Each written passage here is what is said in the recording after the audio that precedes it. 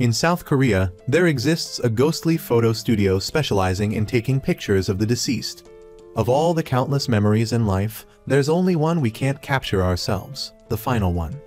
This studio helps the dead capture the memories they couldn't photograph while alive. On the perilous path between the living world and the underworld, a difficult road, there's a place for those with desperate hearts.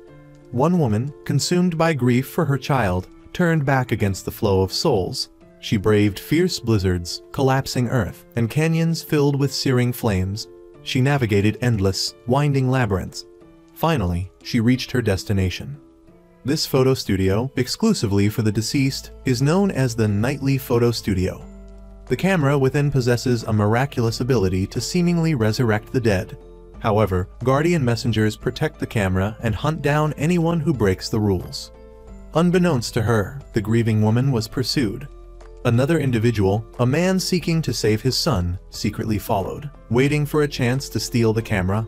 When the messengers turned away, the camera was gone. Death itself chased the man back to his home, where his young child lay dying. The man placed his son's hand on the camera. As the messengers arrived, the old man knelt, begging them to save his son. He pleaded for the child to live until 35. The price, his descendants would be cursed with short lives, constantly haunted by the dead. His son was saved, but the curse would plague his family for centuries. Our main character, Seo Kai-ju, is the inheritor of this strange camera and the unwilling proprietor of the photo studio. To fulfill the wish of a female ghost, he's forced to hold a wedding ceremony with her. Terrified, he flees to a church, ignoring the urging of his assistant, Go. Inside the church, as Kai-ju seemingly talks to thin air, those around him stare with a mixture of curiosity and fear. Baek Nam-gu, a ghost and the studio's magazine employee, promptly carries his boss back to the studio, leaving the churchgoers bewildered. Back at the studio, Kai-ju steels himself for the wedding.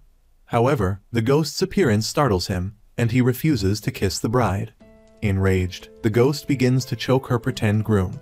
She simply wanted a chut-chut kiss, but the studio owner wouldn't comply. Baek Nam-gu intervenes, pulling the deceased woman away. We shift to our female lead, Han Bom. She's working part-time at her close friend Kang Soo-mai's law office. However, her unique work ethic drives clients away, leaving Soo-mai exasperated. Han Bom was once a promising prosecutor, but 3 years prior, after crossing Chief Prosecutor Lee Hyun-oh, she was fired and forced to become a lawyer. Despite struggling to secure decent cases, Han Bom maintains a positive outlook. She even receives an interview invitation from the prestigious Kang law firm, leaving Soo-mai shaking her head in disbelief. Back with Kai-ju, after the disastrous wedding, he falls ill with a fever. Assistant Go diligently cares for him, questioning why he didn't just appease the ghost with a kiss. He reminds Kai-ju that refusing client requests leads to dire consequences.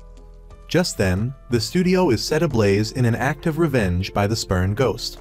Despite his fever, Kai-ju scrambles up, joining Go in a frantic attempt to extinguish the flames. After the studio is reduced to ashes, the panicked landlady arrives, berating Kai-ju and evicting him on the spot. His deposit goes up in smoke along with the studio. At the hospital, a wife cares for her bedridden husband, shaving his beard for the first time in years. Overwhelmed, she clutches a pillow, contemplating smothering him. The next day, the national grandmother of Korean dramas, So Ji-eum-soon, takes the stage. Afterward, she storms up to Han Bom's rooftop apartment, banging on the door and demanding months of overdue rent. She posts an eviction notice. As the elderly woman leaves, Han Bom emerges, rips down the notice, and vows to ace her job interview and impress her landlady. Elsewhere, Kai-ju and the ghost go pack their belongings, preparing to move yet again. They thought their last place would last 6 months, but this is just another in a long string of relocations. Finding a suitable place for their unique situation proves difficult. As if by fate, Kai-ju receives a notification about an unbelievably cheap and spacious property. The low price can only mean one thing: it's haunted. The thought of another exorcism exhausts him, but he decides to check it out. With 20 years of experience dealing with ghosts, he forgoes traditional talismans, opting only for his glasses as he enters the building. He's immediately surrounded by spirits. In the lobby, Kai-ju tries to maintain composure as he walks towards the elevator. but a male ghost blocks his path. He pretends to look around before turning to walk away, only to be confronted by another, female ghost. Left with no choice, he sprints to the elevator, frantically pressing the close button. Just as the doors close, a male ghost appears inside. The lights flicker and die, and the elevator stalls between floors. The ghost flashes a CEO badge and pleads for help, but then grabs Kaiju by the throat, screaming about 6 months of unpaid wages and stolen technology. Kaiju struggles in terror. Suddenly, the elevator plunges downwards. At that moment, Hanbom rushes to the 12th floor for her interview. As the elevator doors open, they come face to face. Hanbom steps inside, while Kaiju ducks and weaves past her to escape the ghost. A strange energy emanating from Hanbom repels the ghost from the elevator just as the doors close. Kaiju, still shaken, asks Hanbom who she is. Confused, she simply presses the button for the 12th floor, as she's late. Kaiju attempts to explain, but Hanbom cuts him off with a sharp, "I'm not buying it," and exits the elevator. Meanwhile, Hanbom receives her visitor badge and is escorted to the interview room. On the way, her phone displays a message from Su Mai about a viral news story, a wife suspected of murdering her paralyzed husband, despite a lack of evidence. This triggers a memory of a wrongly accused man Hanbom couldn't save. Fearing another miscarriage of justice, Hanbom abandons the interview and heads to the police station to meet with the wife. Kaiju, meanwhile, bumps into Jeom-seun's food truck. After buying a snack, he lights incense and performs a peculiar ritual, catching the old woman's attention. He complains that the apartment he just saw didn't match the advertisement. He needs a cheap place for only 105 days. Intrigued, So Jeom-seun offers to show him another property. After a grueling climb up a seemingly endless staircase, they arrive at a cluttered, cobweb-filled storage room. The old woman promises the cheapest rent possible. Kaiju spots a discreet, old door, perfect for a photo studio. He asks if she'd consider a 105-day lease. The old woman finds the request odd but agrees. She then inquires if he also needs a place to live. At the police station, Hanbom enters the interview room, attempting to persuade Jang Bo-ra to grant her power of attorney. A stout police officer leads her in. The door closes, and Bo-ra angrily kicks a chair, declaring, "You don't need to sit down. I killed my husband." Hanbom calmly pulls up a chair as Bo-ra continues her outburst. "I don't need a lawyer. How many times do I have to confess? I killed him. 5 years of caring for a paralyzed man. My youth wasted paying hospital bills. It was exhausting, terrifying, and I was sick of it." Hanbom smiles gently and replies, "I skipped an important interview to understand the real reason behind your strange behavior, Bo-ra." She introduces herself as Hanbom, the lawyer who will determine whether Bo-ra is truly the culprit. After Kaiju and Go move into their new space and set up the photo studio, Go is sent away after some light teasing. Kaiju sits down and opens a box of mementos. Inside are a passport, plane tickets, and a missing person flyer for Seo Kai-won, age 35. Suddenly, Baek Nam-gu, phasing through the wall, announces the studio is ready. As night falls, the three prepare, pulling back a painting to reveal a hidden door. This photography studio, exclusively for the deceased, is the price paid for the saved son's life. This doorway, only operable by the photographer, leads to the underworld, accessible to the dead for only 3 days. After 100 years, it's still known as the Nightly Photo Studio, opening its threshold at night. Its photographers pass down through generations, with Kaiju as the current heir. On the threshold between worlds, a man in a hospital gown runs against the tide of souls, pursued by a dark smoke. Opening the door to the studio, the trio inside bows to their new client. The man pleads with Kaiju to help him free his wife. Baek Nam-gu retrieves the case file from the police station. After reading it, a bewildered Kaiju tells the husband, "We're photographers, not lawyers. How are we supposed to get Bo-ra out? Is this some kind of revenge against her?" The husband replies, "My wife didn't kill me. Our female lead did." Eating ramen while reviewing the case file, Hanbom puzzles over why Bo-ra confessed. The next morning, Kaiju, dressed sharply, heads to the police station with his ghostly employees. Before entering, Go hands him a bag of Protective Charms domestic salt and red beans, along with imported juju branches. Ghosts preparing ghost repellent, Kaiju scoffs, noticing Beak Nam Gu also adorned with charms. Go explains, they're special ghosts, empowered by the camera, so they can handle these. The three enter. Kaiju presents his business card to the officer. I'm Jang Bo-Ra's lawyer. The confused officer asks, which lawyer? Go then possesses the officer, controlling his body to locate Bo-Ra. They find her cell, swarming with ghosts, which Beak Nam Gu swiftly dispatches.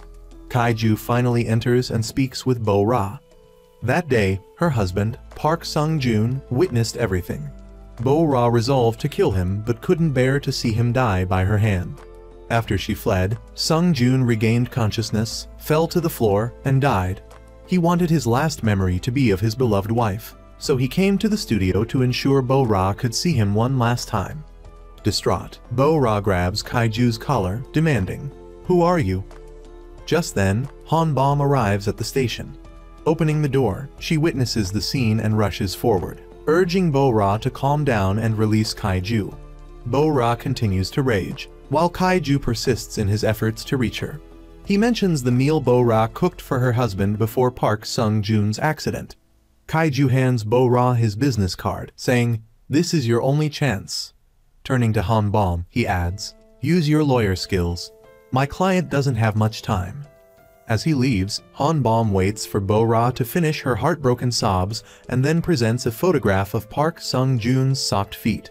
Bo-Ra explains she always covered his feet because she didn't want anyone to see the burns he suffered in a fire 7 years ago. Han Bom realizes someone so attentive and caring wouldn't kill her husband. Bo-Ra tearfully recounts the hateful messages she received, criticizing her cheerful demeanor while planning a dinner for him on the day he collapsed from overwork. She had hoped to share that meal when he woke up. Overwhelmed by grief and helplessness, she had contemplated, "Should I just kill him and follow after?" Finally, Bo-Ra agrees to cooperate with Han Bom, recounting the events. That day at the hospital, Bo-Ra had actually gone to the nightly photo studio, where a table was set for a meal. Kaiju retrieved the camera, which could only be used twice. The first click creates an opportunity for the living and the deceased to reunite. Bo-Ra saw not only Kaiju but also his two ghostly assistants. This first click allows a brief, precious reunion with those they thought they'd never see or touch again.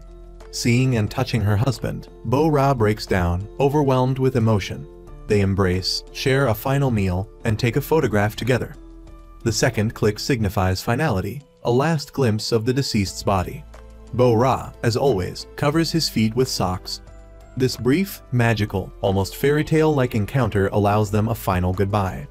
The door to the underworld opens, and Park Sung-joon bids farewell to his beloved wife, vanishing through the portal. A photograph falls to the floor, a tangible memory for the living. Exhausted after resolving the case, Han Bom returns to her rooftop apartment. She repeatedly enters her passcode, but the door won't unlock. Wait a minute. These belongings look familiar. It dawns on her. These are her things, so Ji-Soon has evicted her. To make matters worse, her phone is dead. She needs another way in. Noticing a light on in the landlady's apartment below, she approaches and enters the photo studio. Kaiju, after hanging the couple's photo on a display shelf, steps outside. But how did Han Bom manage to open the door to the studio? She's astonished by the expansive space within, as if she's stepped through a Doraemon's magic portal. As she takes in the scene, Kaiju emerges. They stare at each other in surprise. Han Bom asks, "Where am I?" But Kaiju counters, "Is she dead?" The Seo family, since acquiring the camera, has been cursed. No one lives past 35, regardless of the cause, not even his father. Raised by his uncle, Kaiju inherited the studio, becoming the 7th-generation photographer. His uncle disappeared at 35. Though young, Kaiju had to carry on. Only 104 days remain until his birthday. Kaiju faces the cruelest curse in his short life, burdened by profound loneliness. The two main characters ran into each other at the entrance of the photo studio. They both recalled their previous encounter and were utterly dumbfounded. The guy asked, "Are you dead?" Han Bom retorted, "Aren't you that crazy guy from the elevator? I'm clearly alive and standing right here." Kaiju calmly shook her hand, introducing himself as the neighbor of the crazy guy. As soon as she grasped Kaiju's hand, Han Bom felt something was off. What kind of dead person has warm hands and casts a shadow? Kaiju, startled, pulled his hand back, wondering, how can a living person enter this place? Panicked, he hurriedly pushed Han Bom outside. The force of the push caused her to stumble. Don't worry, our hero's here to catch you, Kaiju muttered as he quickly pulled her up, ushered her out, and slammed the door shut. He couldn't understand how she got in. Fine, getting in is one thing, but what was inside? She saw flower petals fluttering around. Kaiju, unwilling to answer, was solely focused on getting her to leave. Han Bom refused, insisting on borrowing his phone. She held his phone and felt a strange sensation. His contact list was completely empty. She tried calling her landlady, but it was too late. No one answered. Han Bom had no choice but to return the phone and thank him. He mistook her for a stranger, explaining that she lived in the rooftop apartment, and he didn't know who had moved in without permission. How could someone so brazenly throw out all her belongings without her consent? Han Bom was eager to see the face of this person. Kaiju immediately spoke up. I'm the one who moved in, and it was the landlady who threw out your stuff. Then, he pushed her out of his doorway, ignoring whatever she said. The next morning, the male lead lay awake, puzzled. Just then, the girl appeared again, forcing him to confront her. Kaiju immediately asked, how did you get in? Through the mortal door or the underworld gate? Han Bom replied, I just walked in. Kaiju was speechless. You can't just walk in there. Han Bom presented him with a housewarming gift, a lawsuit for trespassing, while flashing her legal credentials. Kaiju laughed. This is the first time I've met someone so brazen. At that moment, the landlady arrived, scolding the girl. She was already behind on rent and had been evicted, yet she had the audacity to claim she was letting her niece stay. What a mistake. The landlady didn't care. Either she vacated the apartment or the police would be called. Han Bom had no choice but to take refuge at a convenience store.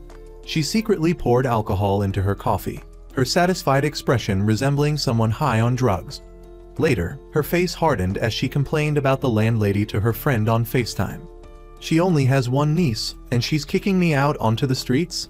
Her best friend, Kim Jae-won, agreed with the landlady that being 3 months behind on rent was a bit much, even for a niece, but she still took her friend's side. Otherwise, she wouldn't be up at dawn drinking with Han Bom. Han Bom, even on her world tour, couldn't escape her crazy friend. No matter what, Han Bom was determined not to let her apartment fall into the hands of the photo studio owner. Meanwhile, the owner was still bewildered by the fact that a living person could enter his studio. In his 20 years of business, he had never encountered such a situation. Could she have entered through the mortal door? But only he could open that door, and the underworld door could only be opened by the deceased. Baek Nam-gu thought the male lead was losing his mind. His assistant suggested that he simply forgot to lock the door, attributing it to his weakened state after his encounter with the virgin ghost. Somehow, the two assistants still didn't believe Han Bom was alive and able to enter the studio. Assistant Go was engrossed in watching Crash Landing on You, completely unaware that the underworld door had opened. Right at a kissing scene, the TV signal cut out. He smacked the TV, and the picture returned to normal, only to cut out again. The TV sputtered and crackled, frightening the assistant. Even more terrifying, a dark shadow appeared before him. Assistant Go screamed his lungs out, dragging the studio owner to the car and exclaiming, "There's a demon in there." Well, there was a ghost, but not a demon, rather a little boy. The boy stood up, began chanting, and proclaimed himself to be the god Kang Rim. He then proceeded to make objects fly around the studio, pelting Assistant Go with them and sending him scrambling away. The photo studio was turned upside down by the mischievous child, infuriating the owner, who yelled, "Stop it right now." For him, of all the ghosts and demons, children were the most terrifying. Children were the scariest things in the world. Cleaning up after them only for them to mess things up again, was this the hell of childcare? Exhausted after their encounter with the child ghost, the two men sat panting like dogs. Kaiju consoled himself, "If I can handle 2 months, 3 days is nothing." He tearfully recounted to Assistant Go how his first client was also a child, an incredibly mischievous little girl. And wouldn't you know it, the little boy ghost smashed another TV. While Assistant Go wearily chased the child, Kaiju read the boy's case file from Baek Nam-gu. A month earlier, a traffic accident at an intersection had resulted in the death of a 7-year-old boy. The driver was drunk, and the child was an orphan, so there was no compensation. Kaiju sat down and asked for Yoon-hee's wish. Who would have guessed it? He wanted a limited edition Demon Slayer Phi Long sword. The two ghost employees carried the boy through the underworld door and into a toy store.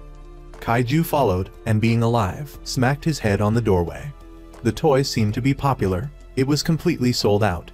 Seeing the boy's insistence on having it, the three of them were forced to drag him from store to store in search of it. Unfortunately, even after 7 stores, they were out of luck. Yoon-hee threw a tantrum, refusing to buy anything else, and ran away. Kaiju sighed wearily. Maybe we should just send him to the afterlife. Let him wander wherever. However, seeing Baek Nam-gu's expression change, Kaiju quickly offered a nervous laugh. The boy ran back, grabbed the owner's hand, and urged, "Come on, let's find it."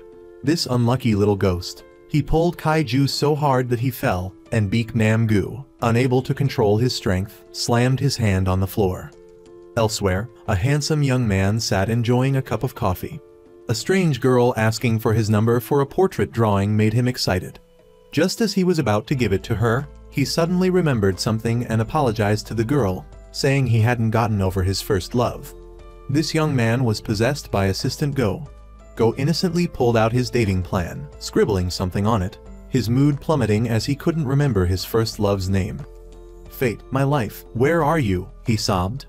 Suddenly, a girl descended the stairs, and Assistant Go realized she was the one he'd chatted with online when he was alive. He rushed after her, only to trip and have his spirit ejected from the body.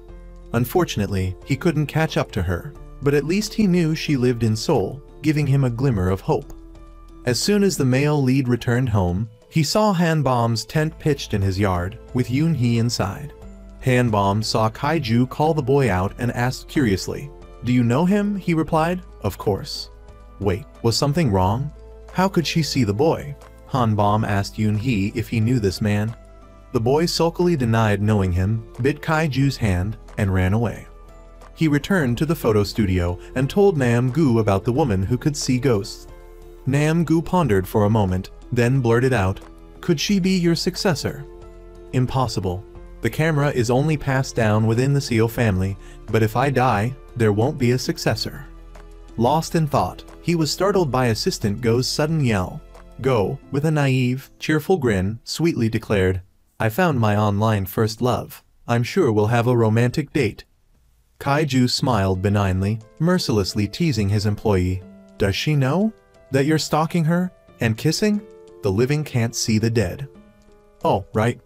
Strangely, Assistant Go wanted to borrow his boss's body if he ever met his first love. Fat chance. This body is reserved for the female lead. Kaiju went to the restaurant near his home, and at that very moment, Hanbom arrived. Casually, they sat together and ordered. He asked her again, "Who are you, really? How can you see that child? And how did you open the studio door?" Hanbom sighed and replied, "I just see him. And the door was unlocked, so I walked in. It's all pretty obvious." This time, it was Hanbom's turn to be curious. "Who are you? How long have you lived here? How do you know that child? Why did you go see Jang Bo-ra? I heard you run a photo studio. Anyway, whoever you are, I advise you to leave that boy alone. Yoon-hee has suffered enough from the accident a month ago.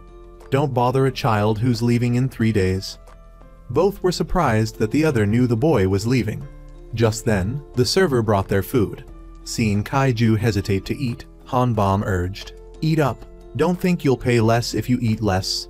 Strangely, as the owner started eating, he remarked, "It's warm. I thought the rice would be cold." They ate in silence. Hanbom beamed, suggesting, "From now on, whenever you want to eat, just call me. I'll be your second course." Kaiju looked at her for a moment, and hearing her mention the rooftop apartment, he interrupted. "That place is great, so great I don't want to leave." He stopped eating, thanked her, and stood up to leave. Hanbom hurried after him. "Don't be ridiculous. I'm just going home to my grandmother's." She handed him a loyalty card from the restaurant, explaining that after 10 stamps, they'd get a free meal. "So absolutely don't use this alone, because I contributed half." Seeing his reluctance, she shoved it into his hand and walked away. Kaiju sat in the studio staring at the card, only to be startled by Assistant Go. It turned out that naive Go had finally found the sword for the boy. The three of them took Yoon-hee to a festival. Kaiju told the two assistants to keep a close eye on him while he went to buy the sword. Distracted by the fireworks, the two assistants lost sight of Yoon-hee. Panicked, they quickly searched for him within the festival crowd. Han Bom approached Jeom Soon's food stall, begging for spicy rice cakes. "Fine, but I'm adding it to your tab. I know you're still mad at me." Han Bom then invited her to see the cherry blossoms in Jeju. "Get out of here, kiddo. Those blossoms bloomed ages ago. It's summer, not spring." While they were talking, a child identical to Yoon-hee approached, also wanting spicy rice cakes. Strangely, the two of them ate together. After Kaiju, having spent a fortune on the ridiculously expensive toy sword, returned to find Yoon-hee, he saw him sitting with Han Bom. He walked over and picked the boy up. The boy, being held by the scary man, started to fuss. Suddenly, Kaiju heard his assistants calling and saw another Yoon-hee with them. "Wait, what's going on? Why does this Yoon-hee have a scar? Who's the other one? Are they twins?" The ghost Yoon-hee angrily kicked the owner's leg, not allowing him to bully his younger brother. This time, Han Bom genuinely couldn't see the ghost Yoon-hee, only finding the owner's actions extremely bizarre. Just as she turned around, by some twist of fate, she ran into Assistant Go's first love.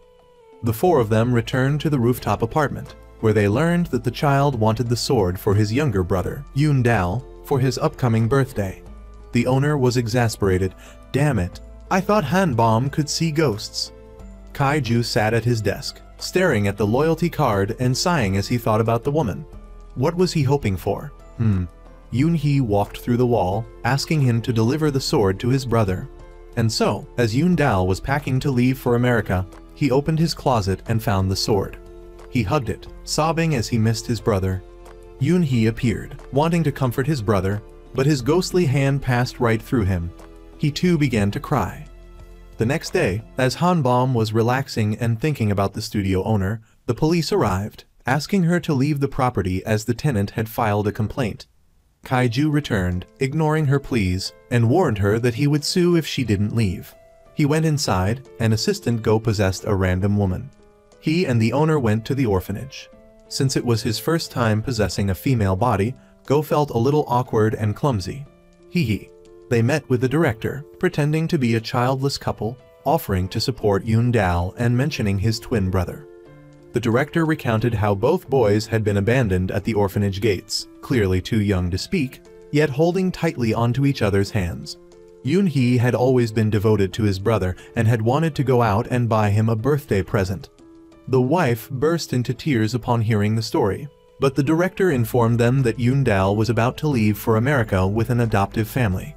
Suddenly, the wife convulsed, realizing the possession time was running out. Unable to bear it any longer, she dragged the husband outside. As soon as they reached the yard, Assistant Go's spirit was ejected, leaving the woman bewildered and wondering how she got there. Kaiju mocked his employee. "You could only possess her for 10 minutes. The assistant promised to try and increase the duration. The studio owner noticed Yoon Dal sitting sadly in the playground, holding the sword.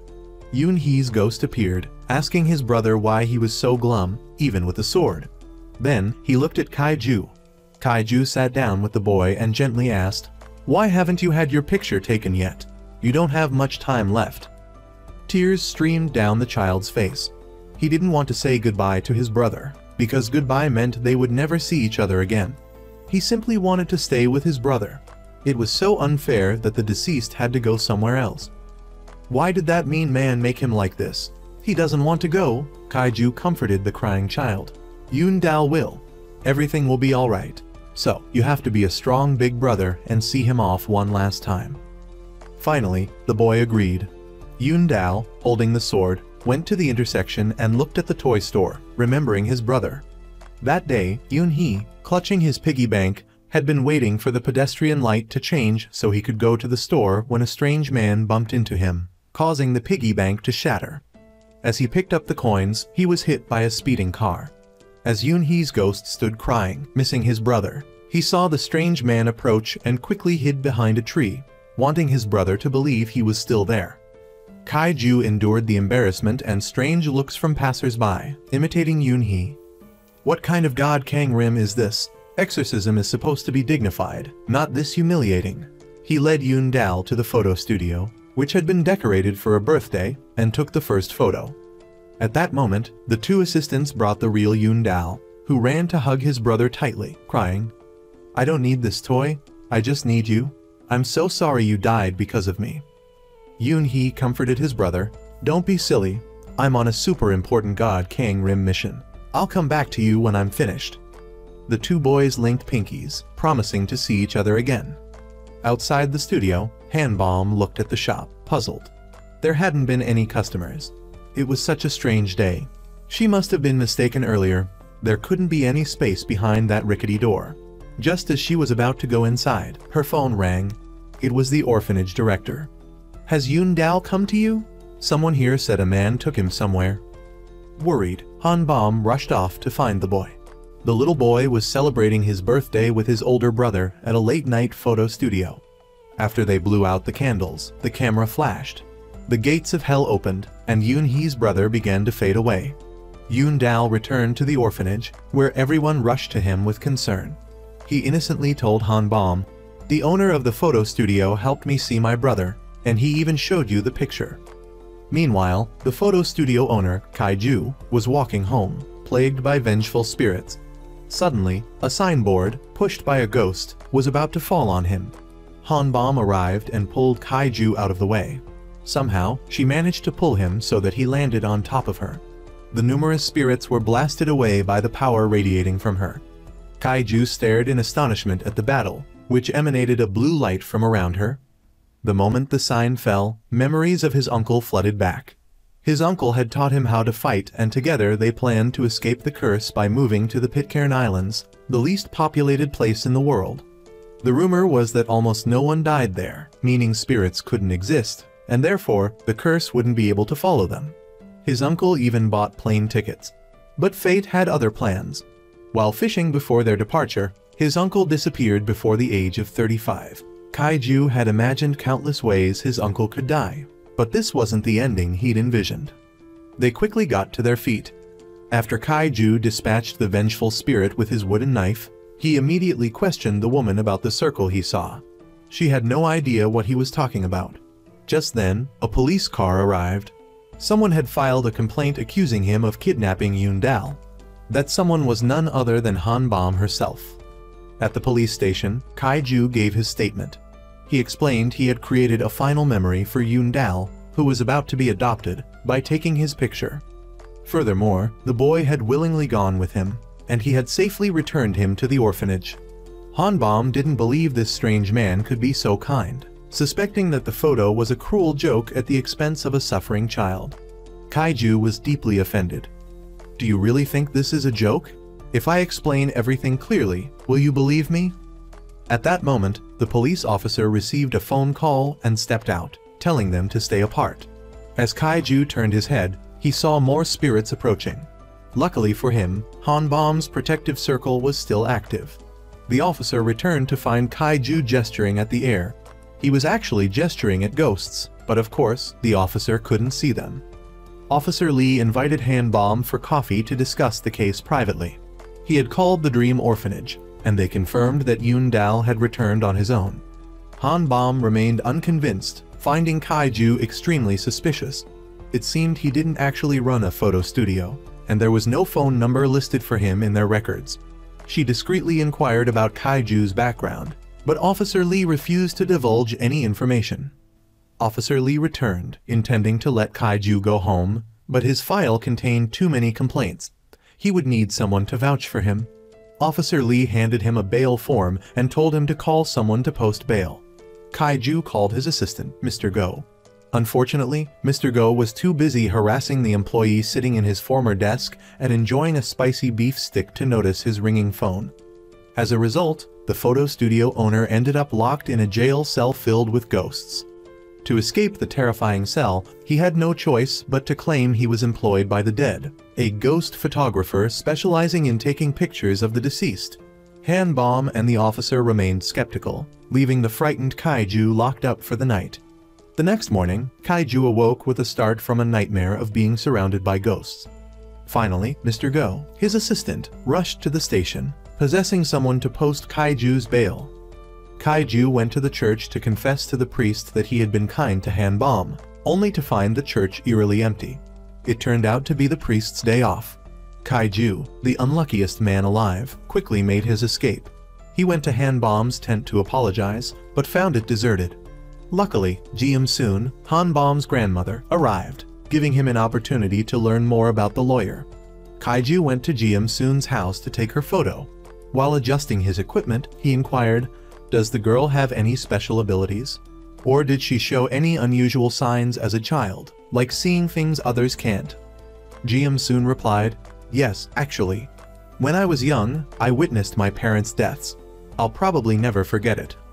After he took her photo, she took the picture and went to where Han Bom was working. Kaiju dumped his entire collection of exorcism tools on Han Bom's desk and declared, "I've mustered all my courage to see you." He went on to explain that Han Bom had a circular force field, like the Jesco Insect Extermination Company. Insects that entered Jesco's zone were doomed. However, Han Bom's circle was even more powerful. Jesco only exterminated insects, not ghosts. To convince her, he told Nam-gu to demonstrate his powers. Unfortunately, Nam-gu hadn't mastered his abilities yet, and his attempts fizzled out pathetically. Just then, Han Bom received a text message.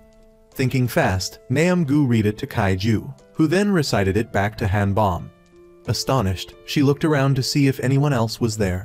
Seeing that she was starting to believe him, he requested that she come to the photo studio at sunset. He promised to show her the real world he lived in.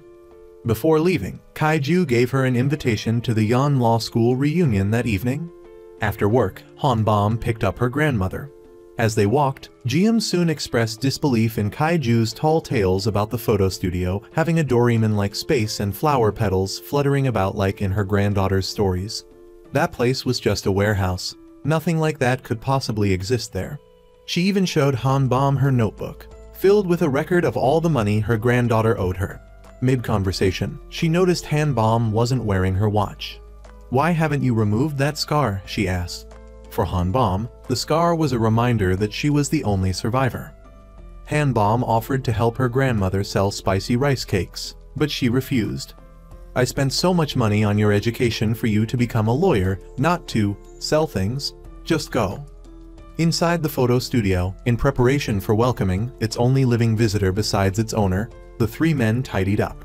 Suddenly, the gates of hell opened, and the person who entered was the deceased priest. Looking constipated, he begged them to help him dispose of a video. What kind of video, I wonder? Surely not something scandalous. Nam-gu snuck into the church and retrieved the building's blueprints. Later, the three of them discussed their plan. This plan would only involve Kaiju and Mr. Go. After all, Nam-gu was a former police officer and wouldn't participate in anything illegal. Mr. Go was furious. Why did he always have to do everything? Kaiju advised him not to be so haughty. If he catches you, he'll squeeze every last drop of water out of you. He's famous for being a draining cop. The next morning, Ji-Soon, while setting up her cart, overheard acquaintances gossiping about her granddaughter getting fired for offending a powerful prosecutor. That evening, Han Bom recalled Kaiju's words. Summoning her courage, she opened the otherworldly door and stepped inside. Kaiju showed her all the photographs taken of the deceased over the past century. He explained that this was a space where the living and the dead could meet, and he was the gatekeeper. He emphasized that without him opening the door, the living couldn't enter. However, Han Bom was the only person who could enter without his permission. Mr. Go arrived with flowers for his first love, while Nam-gu, urged by Sung-ho, brought tea and snacks. Kaiju had to relay Sung-ho's message, but it seemed the young man had mistaken Han Bom for someone else. Unconvinced, Mr. Go approached Han Bom only to be repelled by her protective circle. Kaiju led Han Bom to a calendar marking the dates of his predicted deaths. He revealed that he had seen ghosts since he was a child. They constantly followed him, wanting to kill him, because the photo studio wasn't open to all the dead. The spirits unable to enter would try to steal the camera's power by killing him. Kaiju had never been able to live a normal life, not even enjoying a meal with others, because he never knew when they might attack. That's why he needed the protection of Hanbom's circle. He asked for her help for his final 100 days. After that, he would return her attic apartment. The following morning, Kaiju, Mr. Go, and the priest snuck into the church to steal the priest's laptop. However, they were caught and Kaiju was taken to the police station. Meanwhile, Hanbom was at the Yan Law School reunion, enduring humiliation from her juniors and harsh criticism from Chief Prosecutor Lee. Despite this, she stood firm in her belief that she was on the right side of justice. Suddenly, she received a call from Officer Sun Ho and rushed to the police station to prove Kaiju's innocence and explain that the deceased priest had asked him to retrieve the laptop. Hanbom even revealed the password, despite the embarrassment of admitting it belonged to the late priest, to clear Kaiju's name. The laptop opened. Before Kaiju could stop him, Officer Lee played the video. The secret files turned out to be the priest's collection of a girl group's music videos. The priest's dying wish was to share his love for aespa with the world, so everyone could dance and enjoy their performances. A bizarre scene ensued as the entire police station danced to Next Level. That night, Ji-Eun felt incredibly guilty for the hurtful things she had said to her granddaughter. Kaiju and Hanbom left the police station. This time, Hanbom truly believed that he could see and help ghosts. Before answering his request for help, she wanted to get some food and drinks with him to talk. Despite wanting to help, she ultimately declined to be his protective circle, prioritizing her own safety. After talking with Kaiju, she went to talk to her grandmother. The next day, to help her granddaughter, Ji-Eun went to the prosecutor's office with gifts to meet with Chief Prosecutor Lee. Unfortunately, she was politely dismissed without even getting a meeting. As she reached the bus stop to return home, she suddenly felt dizzy and collapsed. It seemed the stress, combined with her age, had triggered a heart attack.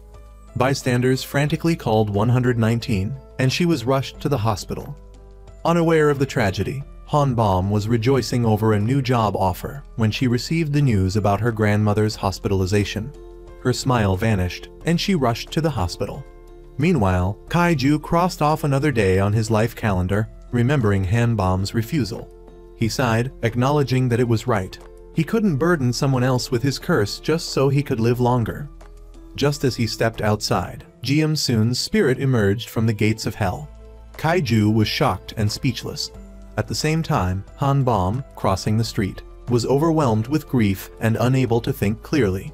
She froze in the middle of the intersection. Kaiju, silently observing Ji-Eun's spirit, knew that the living often experienced minor side effects after visiting the photo studio. Sometimes, the elderly would become confused and tell others about taking pictures with the dead, or they might momentarily see things they shouldn't. Luckily, Kaiju reached Hanbom just in time and pulled her to safety. Distraught, tears streaming down her face, she begged him to tell her she hadn't seen her grandmother's ghost. Respecting Ji-Eun's wishes, Kaiju didn't reveal that he could see her. He accompanied Hanbom to the hospital to identify the body. Hanbom clutched her grandmother's hand, weeping in despair. Back at the studio, the two young ghost employees catered to Ji-Eun's every need. After changing into morning clothes, Hanbom went outside to thank Kaiju and ask him to call her immediately if he saw her grandmother.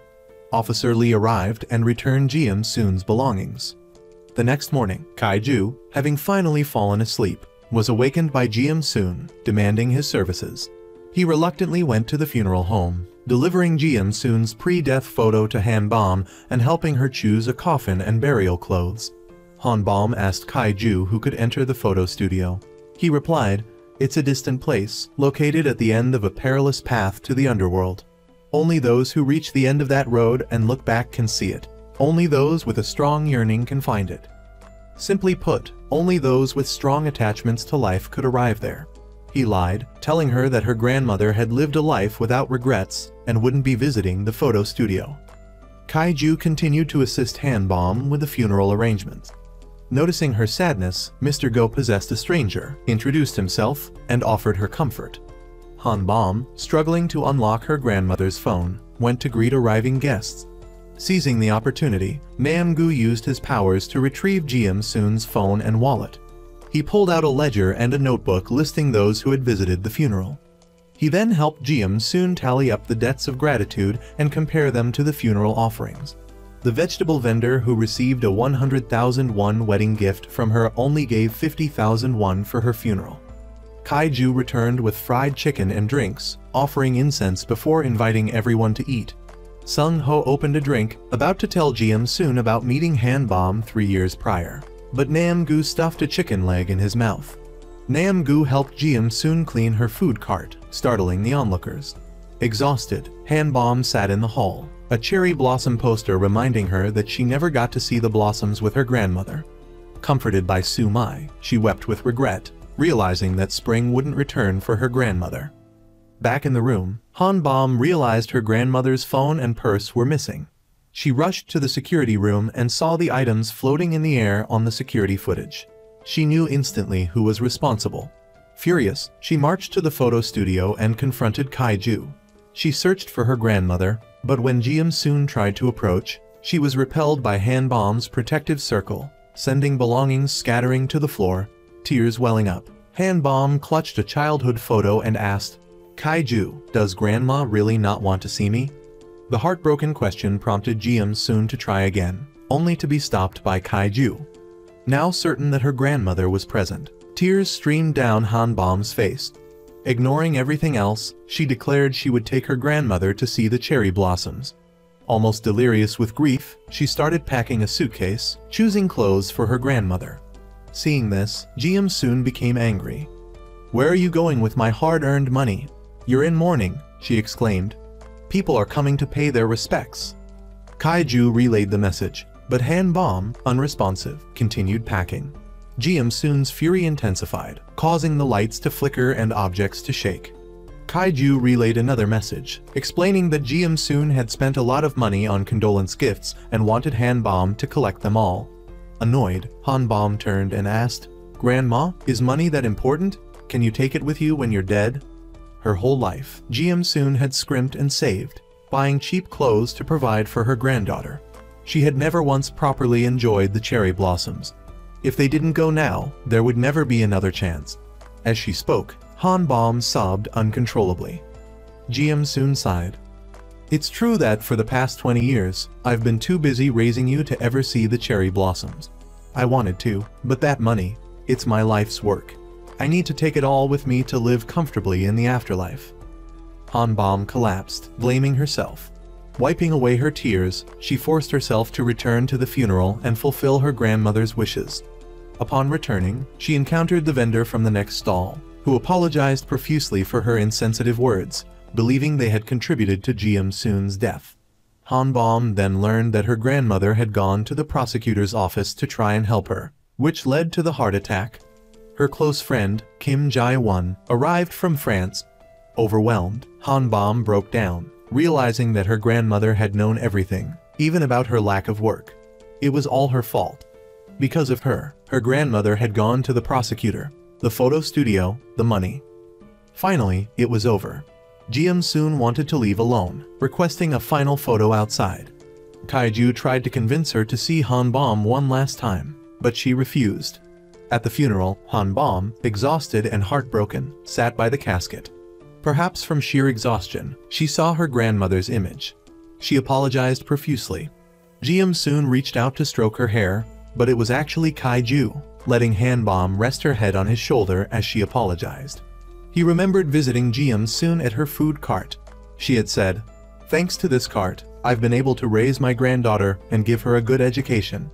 Worried about her being alone, Bom has always been by my side.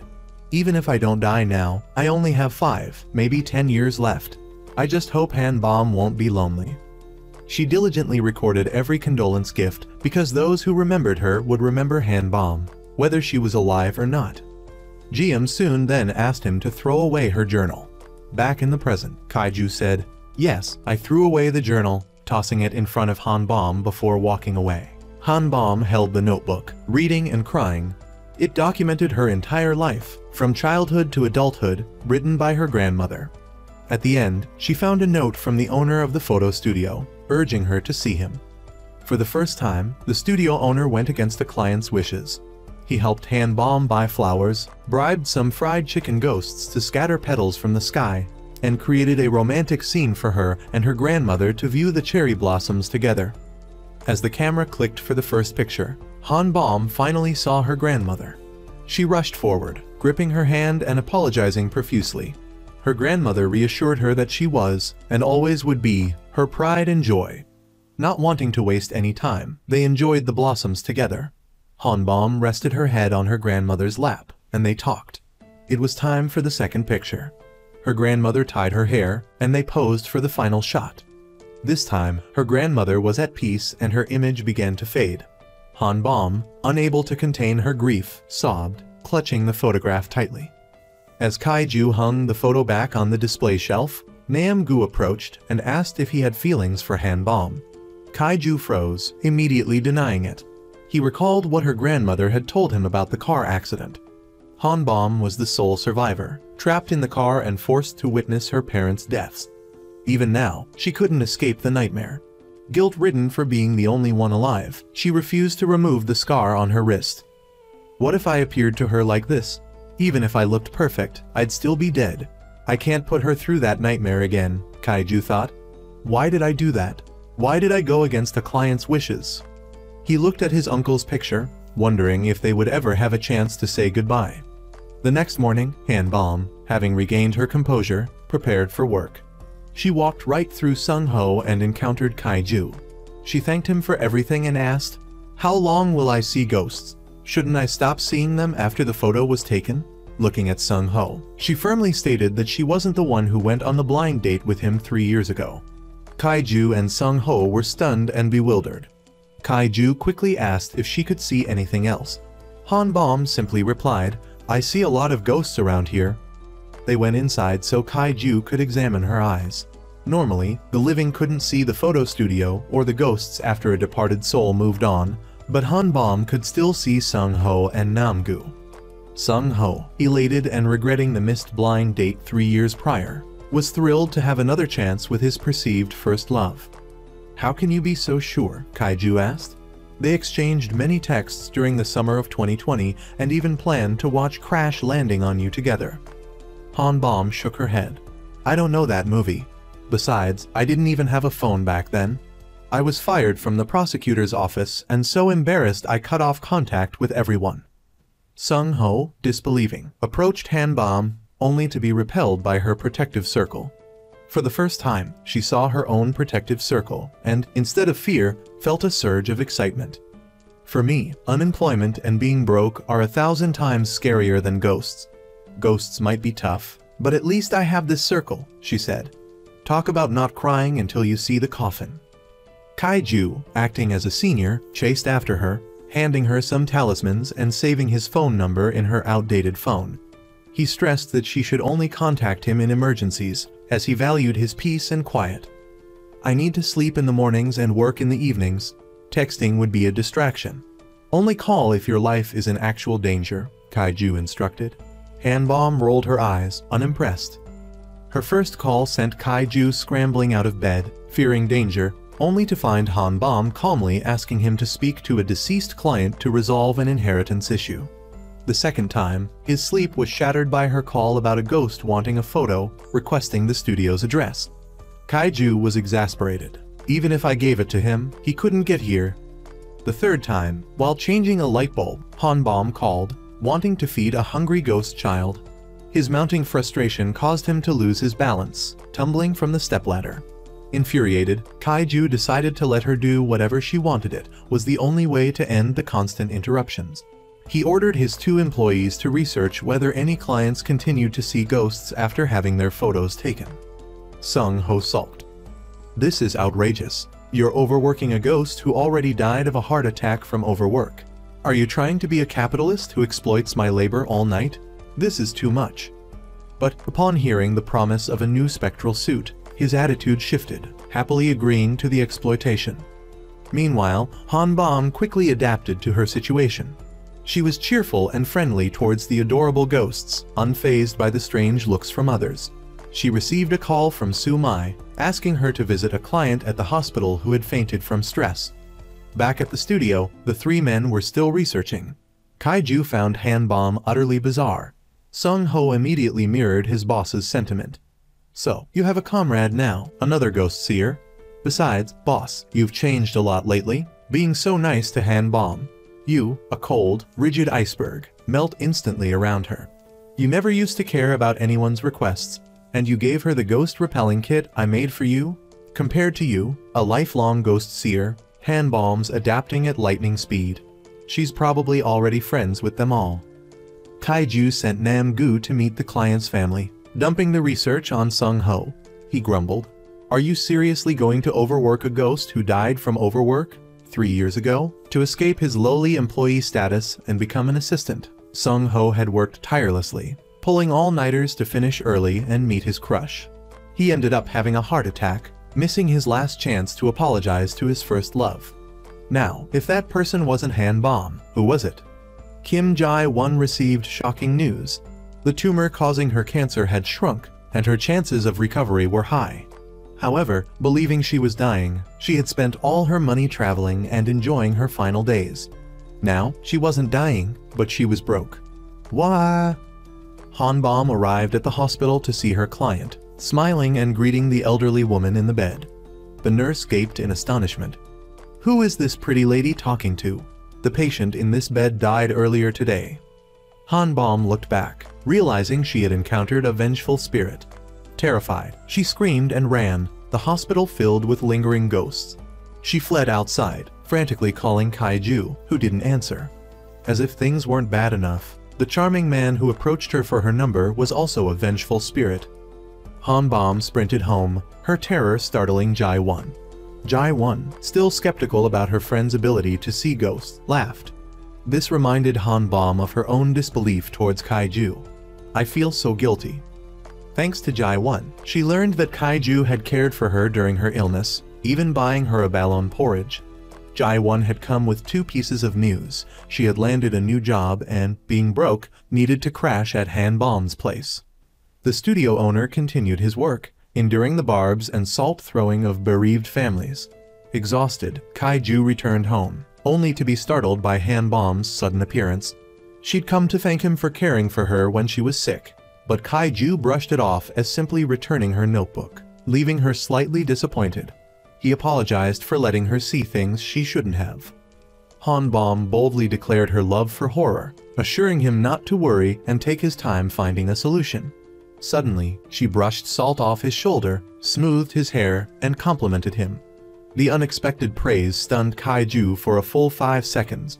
Something within him stirred. He worked tirelessly, yet no one acknowledged his kindness. I'll compliment you more from now on, she promised. Watching her leave, Kaiju remembered his first client, a young boy protecting his little sister, comforted by a girl even younger than him. A new day began. Kim Jae-won excitedly arrived at her new job, only to be met with a frosty, demanding boss who piled her with work. Her new colleagues, cold and focused, gossiped and bet on how long she'd last. Rumors, fueled by the rice-powered camera's gossipy employees, claimed the ghost of an employee who died from overwork 3 years prior, still bitter about not getting a promotion, haunted his former desk. Sung Ho, typing away, bet half a month's worth of his spectral food offerings. He opened his ghostly book, startling the employees exactly what he wanted. Elsewhere, Nam Gu returned home to his loving wife. Embracing her, he caught a falling cup, his hand brushing against her hairpin. He wished his wife could see him like Han Bom. Suddenly, his old police radio crackled to life, dispatching him to a crime scene. As Park Do-chiller Nam Gu, he sat in his car, memories flooding back of his partnership with his former colleague, the arrests, the celebrations. His world was now separated from the living, yet they still remembered him and fought crime together. Meanwhile, the overworked Sung Ho, now a slave to capitalism, spent sleepless nights poring over documents, his body aching, his eyes strained. Kaiju was determined to find a way to restore Han Bom's normal vision. The first case he reviewed was his very first client, the only ghost whose gateway to the afterlife hadn't closed after 3 days. But it was irrelevant to Han Bom's situation, so he set it aside. The second case suggested that a living person's ability to see ghosts only ceased after taking a picture with a deceased loved one. The question was, who would take that picture with her? Kaiju prepared his ghost-repelling tools, heading out into the night. An uneasy Han Bom returned home, debating whether to confess her fear to Kaiju. Am I really safe? She wondered. Suddenly, she gasped, surrounded by a multitude of ghosts. She tried to flee, but a burning, vengeful spirit blocked her path. She frantically called Kaiju, but he didn't answer. Just as the flames licked at her hair, Kaiju appeared like a savior, his chain whip whirling, vanquishing the evil spirit. Tears streaming down her face, Hanbom scolded him. Either answer your phone or get here quickly. Don't just give me useless salt. She rapidly recounted her ordeal. There's no safe zone. My hair almost caught fire. Her house was filled with her grandmother's image. Jai-1, chased by a ghost, ran home like a frightened puppy, looking like a lunatic to everyone who saw her. Kaiju's bravado was just an act. She couldn't bring herself to speak, petrified with fear. So, please return my eyes to normal. Kaiju, disappointed that his hope for companionship had been dashed, remained silent, leading her to the photo studio at night.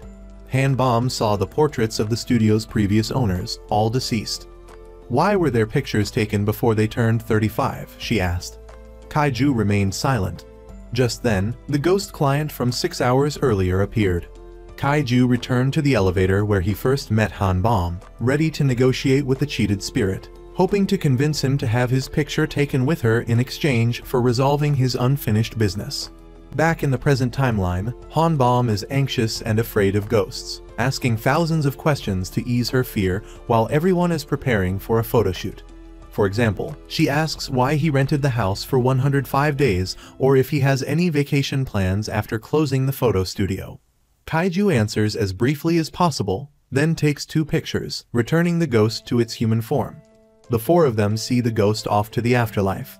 Hanbom returns to her own home. The 2 main characters are sure that tomorrow Hanbom's eyes will return to normal. She is very grateful to him and agrees to be a safe zone for Kaiju in the coming days. Surprisingly, Kaiju refuses because she has faced a lot of trouble since he moved in. Hanbom has encountered many strange things.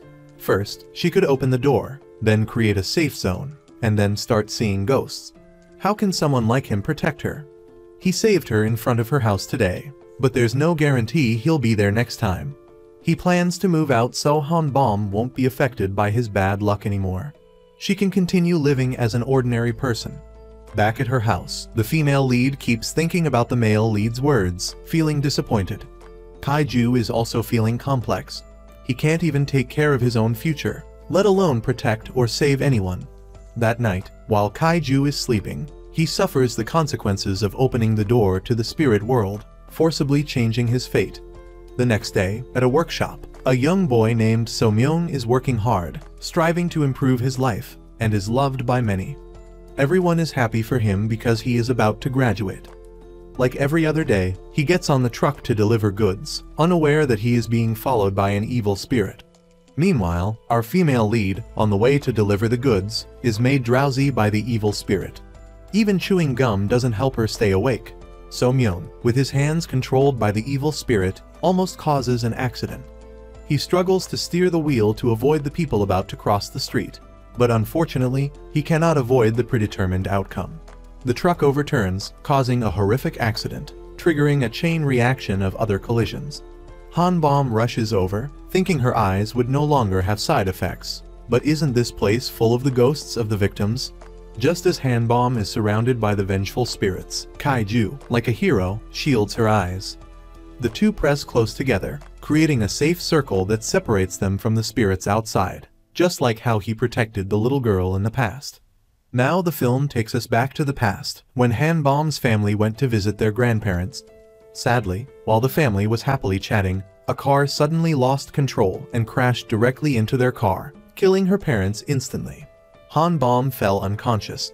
Suddenly, the scene shifts to a ghostly setting to reveal that the first guest Kaiju photographed was Hanbom. She even had a camera identical to his. Back in the present, Kaiju is now looking for Hanbom, but he doesn't know she's standing near him. Suddenly, a ghost on a bus takes a liking to our main character and tries to take control of the steering wheel and accelerator, aiming straight for Kaiju. Fortunately, the driver wakes up in time, so no one is hurt, but it causes many cars to collide violently. Afterward, a series of ghosts appear, making Hanbom extremely scared. but Kaiju covers her eyes in time and uses a magic circle to cleanse the area. Despite protecting her, he gets scolded by Hanbom. Mid-scolding, Kaiju faints, scaring her. She quickly takes him back to his room to rest. While getting him water, she notices religious items everywhere in the room, making Hanbom very nervous. Kaiju wakes up and immediately asks her about it. Hanbom tells him that the sun will set at 7:40 p.m. She wonders how he could be so strong yesterday. Today, Kaiju looked like he was on death's door. He explained it as a side effect of a living person trying to open the door to the dead, something he'd mentally prepared for, but the backlash was far more violent than anticipated. Without further ado, Kaiju tried to get up and go to work, but a worried Hanbom urged him to rest a while longer. The horrific accident implied that things at the photo studio would be similarly chaotic, especially since sudden accidents often result in many people with strong, lingering regrets. Kaiju couldn't afford to take time off. Hanbom also wanted to go and help him, but the thought of the recent accident left her speechless. Sensing this, Kaiju reassured her, saying that fear was perfectly normal and suggested she stay the night to calm down. After wishing Hanbom good night, he left. A short while later, the photo studio was packed. Assistant Go filled out information for the deceased, Nam-gu prepared comforting drinks, and Kaiju tended to the wounds of those about to be photographed. The first in line was a pregnant woman. Kaiju approached her and gently explained that since the baby hadn't been born yet, it couldn't become a ghost. He comforted her so she wouldn't be too shocked, and then proceeded to take a photo of the mother and child. The truck driver from earlier couldn't understand how he'd survived the accident. He stepped out of his vehicle, trying to talk to others, but he couldn't be heard or seen. Even cars passed right through him. The shock brought him back to the scene of the accident, where, to his horror, he saw himself impaled on the steering wheel. After work, Nam-gu inquired about Hanbom. Kaiju explained that the safe zone still worked, but the accident was a direct attack by the evil spirit targeting him. No one had acted like this before. He might even be a death messenger. Sung Han, the source of the curse, was only known to Seo's ancestors. The entity powerful enough to bind the Kaiju family to the curse for over 100 years could easily cause a larger incident. Kaiju lamented that his death was imminent. Nam-gu tried to cheer him up, reminding him of the lawyer, but Kaiju believed no one survived past 30. Even if he were to die tomorrow, he needed to rest. He was exhausted. Nam-gu offered a few more words of encouragement before leaving. As Kaiju rested, the deliveryman from earlier entered, confessing and taking full responsibility for everything. Kaiju, feeling sympathetic, offered him a photo session. Jai-won, working late, suddenly felt the room shake violently, sending things flying. It turned out to be Assistant Go playing another prank on the new employee. Jai-won, unable to close the video she was watching, stood up and yelled at the assistant, scaring him stiff. But she hadn't actually seen anything. She was just bluffing like Hanbom. The next morning, still annoyed about the previous night, Assistant Go played another trick, resulting in Jai-won being scolded by her boss for unfinished work and watching cartoons. She was dragged out of her office, completely bewildered, while the assistant laughed triumphantly. Hanbom, just waking up and looking around the room, saw Kaiju return. Without much preamble, he asked if she liked dogs, and then took her to meet one. Unfortunately, the puppy was also a spirit. After some thought, Kaiju concluded that when he wasn't around, Hanbom was vulnerable to ghosts. But when they were together, a protective circle formed around them. After piecing together the issue, Mr. G went over to her. Just as he suspected, a safety circle appeared. It only appeared when the two stood next to each other, about 2 hand spans apart, but Hanbom couldn't see it. So, Kaiju estimated the distance for her, somewhat embarrassed to be so close. This reminded Hanbom of their time together. Without hesitation, she asked him if he liked her. Kaiju replied casually that he only liked the circle. That evening, while doing laundry, Hanbom thought about the earlier incident and was mortified by her embarrassment. The next morning, Mr. G, while making deliveries, saw his friends receiving their graduation certificates and felt incredibly melancholic. If he were still alive, he could have been there too. At that moment, Kaiju arrived with a bouquet of flowers to console his grieving friend. Inside, seeing his own diploma brought him some comfort. The reason he sought out the photo studio was because of the graduation ceremony. It took Mr. G, the deliveryman, 28 years to be able to touch his diploma. Abandoned by his parents at birth, he was placed in an orphanage. At school, to avoid constant bullying, he fought with the school bullies, but unfortunately, he was the one expelled because they had parents to back them up. Just like that, he became a deliveryman. Seeing families happily gathered together saddened him. On his way home, he saw a university application. To prove his worth, he worked tirelessly for years to earn a degree, only to have it end like this. Meanwhile, at Nam Gu's memorial service, his wife and fellow officers gathered at the temple. Seeing his wife reminded him of their earlier days. That day was their wedding anniversary, but unfortunately, Nam Gu had to apprehend a dangerous criminal. As he was about to leave, his wife had something to say, but seeing him busy, she held back. After a struggle, Nam Gu almost caught the criminal, but the criminal pulled out a butterfly knife and stabbed him. Just like that, he passed away without being able to say anything to his wife. At the university, Gu pretended to be a wealthy investor wanting to donate to the school on the condition that they award an honorary degree to his recently deceased friend. The principal immediately agreed. Outside, to his surprise, his assistant suddenly appeared. The photographer also arrived. That evening, Han Bom dragged her friend out for drinks to vent about her heartbreak. There, her friend badmouthed Mr. G, saying he looked handsome up close but like a crazy person from afar, a mix of comedy and tragedy. It was truly overthinking. Jai Won then confided that her company was haunted, making Han Bom apprehensive.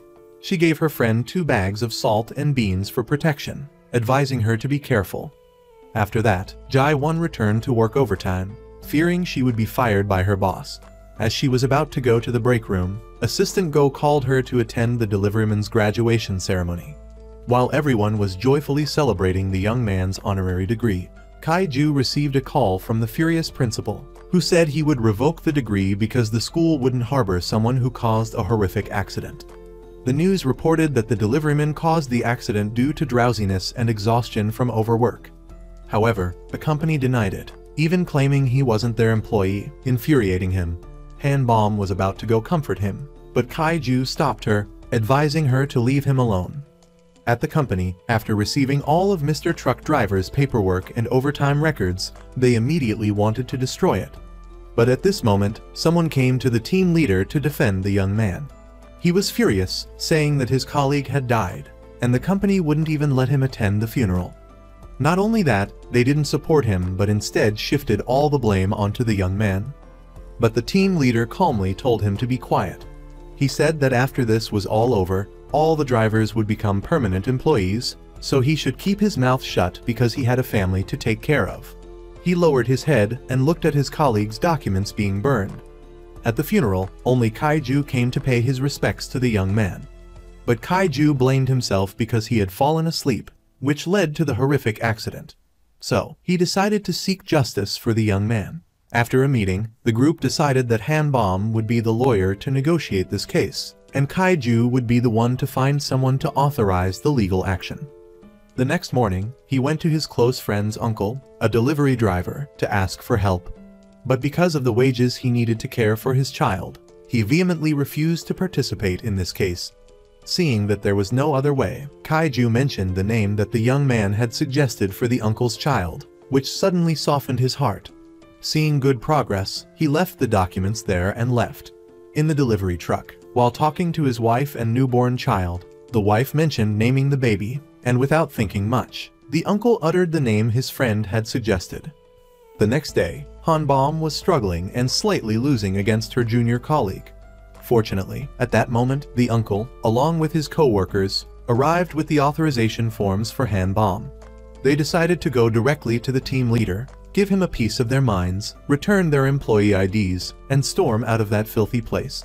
Just like that, after having all the evidence and witnesses, Han Bom let loose on her junior colleague. They listened to everything she said and accepted all the conditions. First was returning the honorary diploma and requiring the management company not to force employees to work excessive overtime, plus paying their back wages. Just like that, they won easily. That evening, the graduation ceremony for the young man was held again. The uncle and his friends were there to congratulate him. The uncle also apologized for the previous incidents and didn't forget to give and personally put a tie on his friend's son. Everyone was overjoyed at this scene. Just like that, the final photo shoot took place. What a touching photo.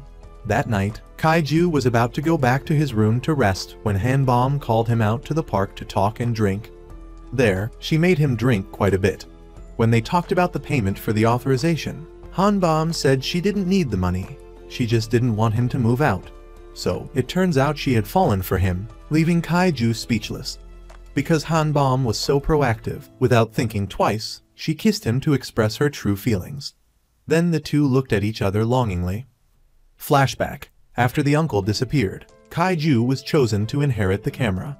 The day of the accident, Hanbom brought the camera to him, but she couldn't remember why she had it. After taking 2 pictures, the little girl didn't disappear, leaving Kaiju in shock. He realized that Hanbom had an extraordinary power. Seeing this, Kaiju went to check and discovered that she was the one chosen by the camera. The next morning, as Hanbom was about to exercise, he followed her relentlessly. On the way, he said that after 84 days, their contract would end, and he wouldn't be there anymore.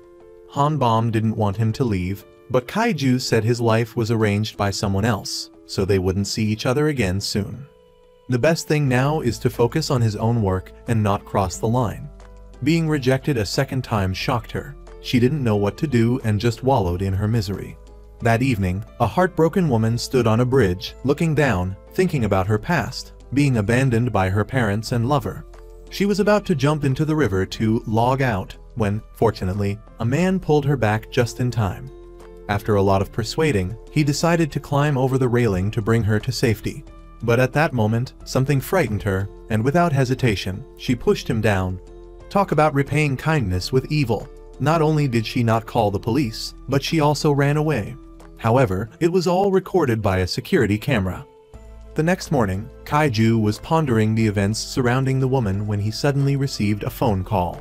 Speak of the devil, Hanbom called, asking him to receive a delivery for her. While he was still confused, she appeared behind him, startling him. It turned out that Hanbom ordered these things to set up their shared office. Because of the recent successful lawsuit, she now had clients. Since she was terrified of ghosts, she decided to open the office here for safety. It would provide a secure place to work and also serve as a cover for the photo studio. 2 birds with 1 stone. Seeing the logic, he signed the papers. Meanwhile, Jai-Won was working when her assistant started his usual antics, teasing her by looking at her photos. While she was amused, Jai-Won was called by her boss to be assigned a task.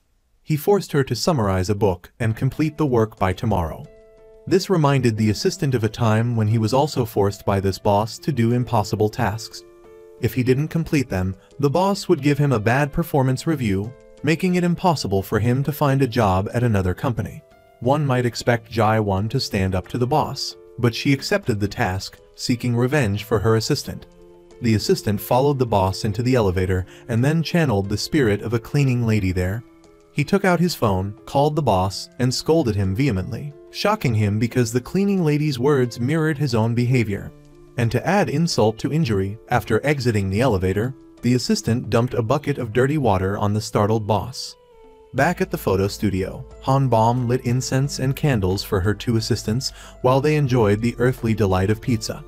Just then, Kaiju walked in, making the 2 men jump. But knowing Hanbom was behind it, they resigned themselves to their fate. While eating and watching the news, they saw a touching scene of a woman being rescued by a man after she attempted suicide. But then she repaid his kindness with evil. How bitter. But Kaiju immediately sensed something was wrong. He thought that the woman might have been controlled by an evil spirit, just like the delivery driver. As night fell, everyone started working. During preparations, the man who was pushed into the water arrived. He immediately wanted to find the woman who pushed him. After calming down, he told the 3 of them everything. He worked at a suicide prevention center and was assigned to talk to the woman who pushed him, Hyun-Ju. She called him one night in a distraught state, abandoned by her family and friends, no longer wanting to live. He consoled her. Every Tuesday and Thursday at 8 p.m., they talked, and his words helped her find joy in life, and she even got a boyfriend.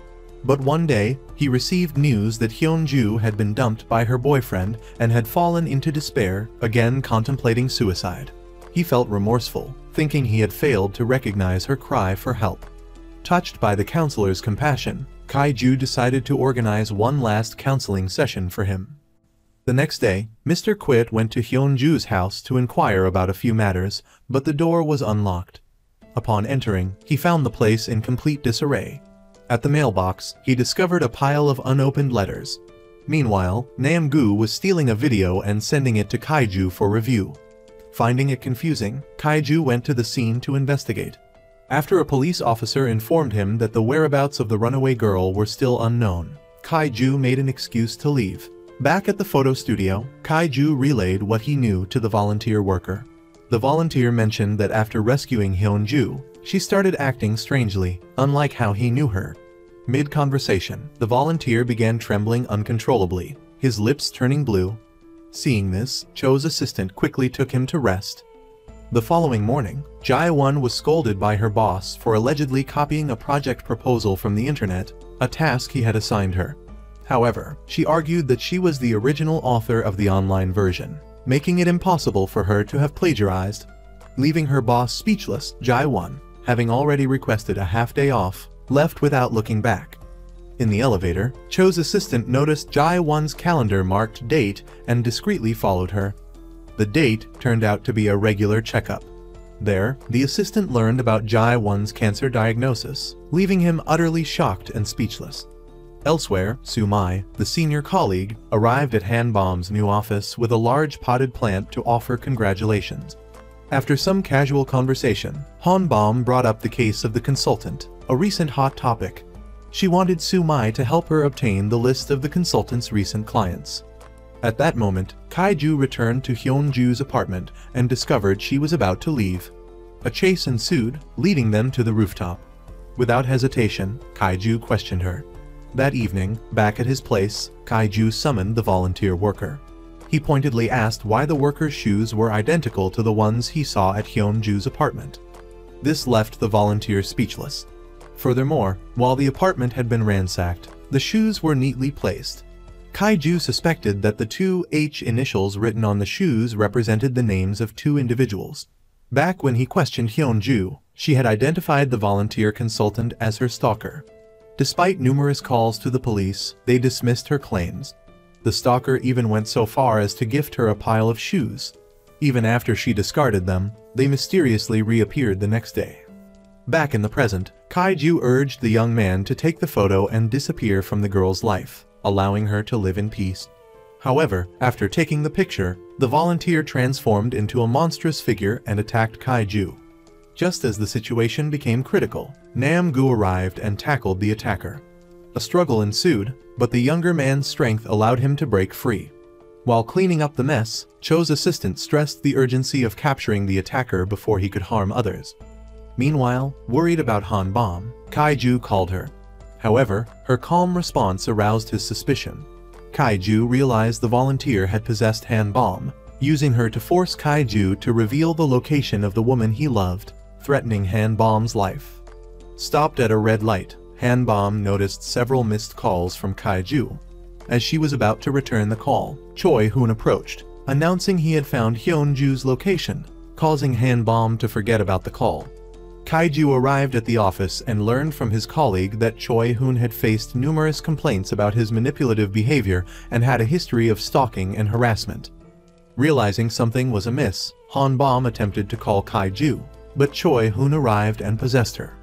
He called our main character to a bridge and then recounted everything. Choi Hoon used to work at a counseling center, and coincidentally, he met and counseled Hyunju. He claimed that because of him, she had hoped to live another day, but Hyunju had a boyfriend. Ungrateful, he said. So, he deciphered the passcode, broke into Hyunju's apartment, and placed countless matching items inside, terrifying her. Not only that, but he also hid men's belongings under her pillow, causing her boyfriend to discover them and break up with her, driving her to despair and reliance on his counseling. After rambling for a while and seeing that the main character wasn't listening, Choi Hoon threatened the life of the woman he loved. But our main character, fearless, lunged forward, almost pushing him off the bridge. Startled, Choi Hoon grabbed Han Bom, holding her close and creating a barrier that repelled the demonic Choi Hoon. The demon tried to use dark magic to pull Han Bom down with him. But luckily, the police arrived just in time, fought him, and threw him into the river. On the bridge, Hanbom woke up, aware of the possession, but with no memory of it. Relieved that she hadn't hurt anyone, she found herself safely in Kaiju's arms. The next morning at the hospital, she learned of Kaiju's injuries and frantically tended to his wounds, applying medicine and bandages. She also asked why he worked so diligently at the photo studio. Kaiju replied that if the studio closed, he would have nowhere to go, so she shouldn't disappear before him. Touched by his words, Hanbom embraced him, comforting him after the terrifying events of the previous night. The very next day, Kaiju sought out Hanbom and decided to stick to her like glue, never leaving her side. From the office to the streets, they maintained a maximum distance of 40 centimeters, creating a barrier to repel evil spirits. Only when they arrived at the youth support center did Kaiju release Hanbom, allowing her to work with her client. Upstairs, after obtaining all the evidence and delivery receipts from Hyunju, Hanbom asserted that the investigation would likely conclude without any charges against her client.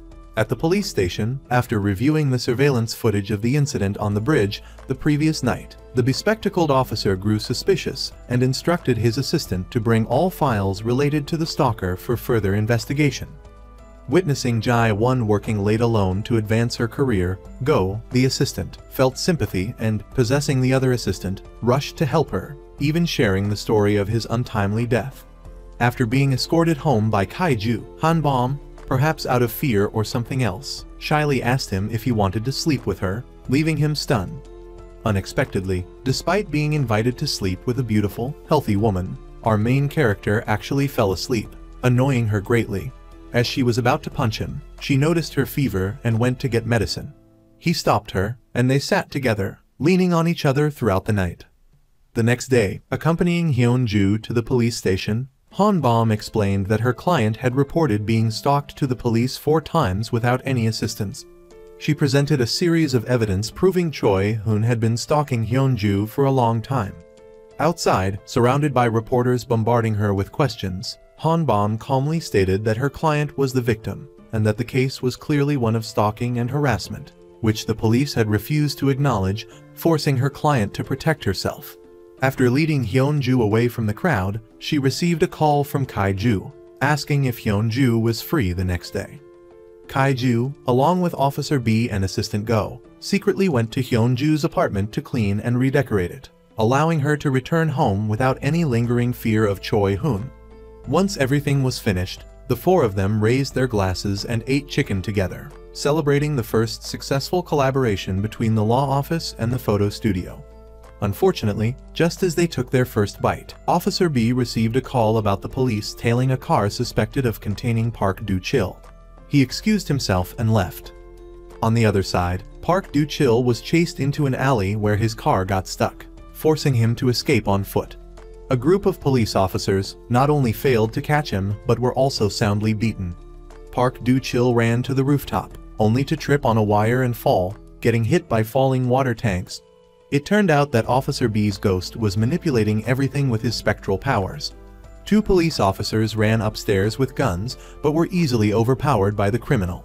Seeing his colleagues' incompetence, Officer BCH took matters into his own hands, subduing Park Do-chil and allowing the other officer to handcuff him and take him to the station. Officer B, having fulfilled his promise to catch the criminal, finally returned home. He was heartbroken to find his wife crying while clutching his uniform and watching the news. The bespectacled officer, harboring suspicions, went to Seok-doo's house for a search, only to be embarrassed when he opened the door to find just a furnace room. At that moment, Hanbom arrived to see him off. He whispered to her that Kaiju was the one who tried to push her off the bridge and offered his help. Hanbom smiled, saying he misunderstood. They were just enjoying the night breeze on the bridge. Disappointed, the officer left. Officer BCH, after visiting Assistant Go and asking him to possess someone to deliver flowers to his wife, returned home only to be shocked to find divorce papers waiting for him. To add insult to injury, he then saw his wife being embraced by another man who said, "I missed you, Nadu." In another scene, Choi Hoon, not yet dead, emerged from the river and murdered 2 fishermen on the bank. Just as he thought he was safe, a more powerful demon used its magic to obliterate him and devour his soul. Han Bom, learning about Kai-Ju's family tradition of taking a photo 50 days before turning 35, wanted to help him take a memorable picture. After teaching her how to use the camera, he sat for the photo, but the picky Han Bom criticized his robotic pose, demanding adjustments. She pulled out her phone, helping him get comfortable with the lens by taking selfies. Seeing Han Bom's beautiful smile, Kai-Ju couldn't wait any longer and confessed his feeling, saying, "I like you. Even if it's only until tomorrow, I will still like you. Even if I'm a man about to run away, will you accept me?" Without waiting for a response, he kissed her. Their lips met, and they embraced passionately. Kai-Ju recalled a childhood memory of his uncle, Kai-1, asking him to take a picture for the 50-day tradition.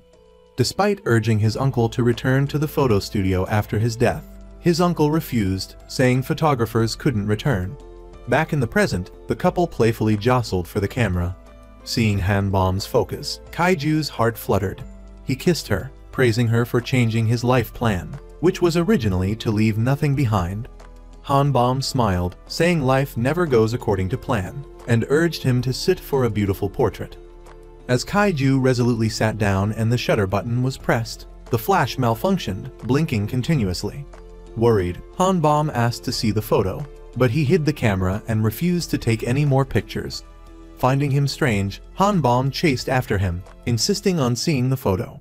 As she reached around his neck, shyly kissing his cheek, Assistant Go arrived. Kai-Ju quickly hid Han Bom in the clothes rack. Assistant Go reported that they had caught Officer BCH's killer and asked if Kai-Ju had seen Han Bom. Guilty and startled, Kai-Ju quickly dismissed the assistant and pulled Han Bom out. The next morning, on the rooftop, Officer BCH was grilling meat when Assistant Go asked if his wife had received the flowers. Unfortunately, the question triggered painful memories. Even in the afterlife, returning home was heartbreaking, seeing his wife with another man. Furious, he bent his spoon and set the grill on fire, startling Assistant Go. Right at this moment, the male and female leads arrive together, easing the tense atmosphere. Everyone sits down to drink. Just as the food arrives, Assistant Go begins recounting the story of a customer who came to the studio with a wish to be reunited with his loved one in his final moments. The problem was, between his wife and his mistress, he couldn't decide who to take a final photo with. Ultimately, there's nothing more passionate than love. The chubby guy tightly held his mistress's hand and passed away peacefully. Damn, seriously, if I were the detective, I would have snapped that table in half. Just as the detective left, Kim Jae-won arrived. After listening to her lament for a while, Assistant Go suddenly realized that this purple-clad girl was the first love he'd been searching for. Meanwhile, the detective, following the address he'd just obtained, arrived at the flower shop of the long-haired man. Stepping inside and seeing the photo of his wife and the shop owner, he suddenly recalled a memory from when he was alive. On his wife's birthday, after asking who gave her the flowers on the table, she replied they were from her flower arranging class. Unexpectedly, she had lied to him, secretly exchanging loving messages with the flower shop owner. Enraged, the detective flung a vase, shattering the glass storefront and startling the customers inside. Just as his anger was about to consume him, thankfully, Kai-Ju arrived just in time to intervene. He led the detective to the park to talk and drink to ease his sorrow. The male lead even offered to take revenge on the flower shop owner on his behalf, urging him to let go of the resentment in his heart, bringing the detective to tears. Han Bom, annoyed that her boyfriend hadn't called her all day, went to bed in a huff. The next morning, before she was even fully awake, Kai-Ju called her, saying, "I miss you so much. I'm in front of your house right now." So, she quickly got dressed and ran out to meet her boyfriend. Afterwards, they went camping together. Our Assistant Go, after realizing Jae-won was the person he'd been searching for all this time, ran around tirelessly helping her. He even used his experience working with manager Kim to advise Jae-won on how to win him over, telling himself that this was the only way he could possibly atone and earn her forgiveness. As for our main couple, after 5 hours and still not reaching the beach, they ran out of gas. So, they reluctantly had to hike up a mountain to camp, stargaze, and eat instant noodles. Inspired by the scenery, the female lead opened up about how, as a child, she was in a car accident in a tunnel on the way to her grandmother's house. Both her parents died, but she survived, though she was in a coma for 2 months before waking up. Unfortunately, these two didn't seem to check the weather forecast before leaving, as they'd only eaten a few bites when it started pouring. But they proved that even in bad weather, love is still beautiful. Under the heavy rain, they shared a passionate kiss that lasted for a whole hour.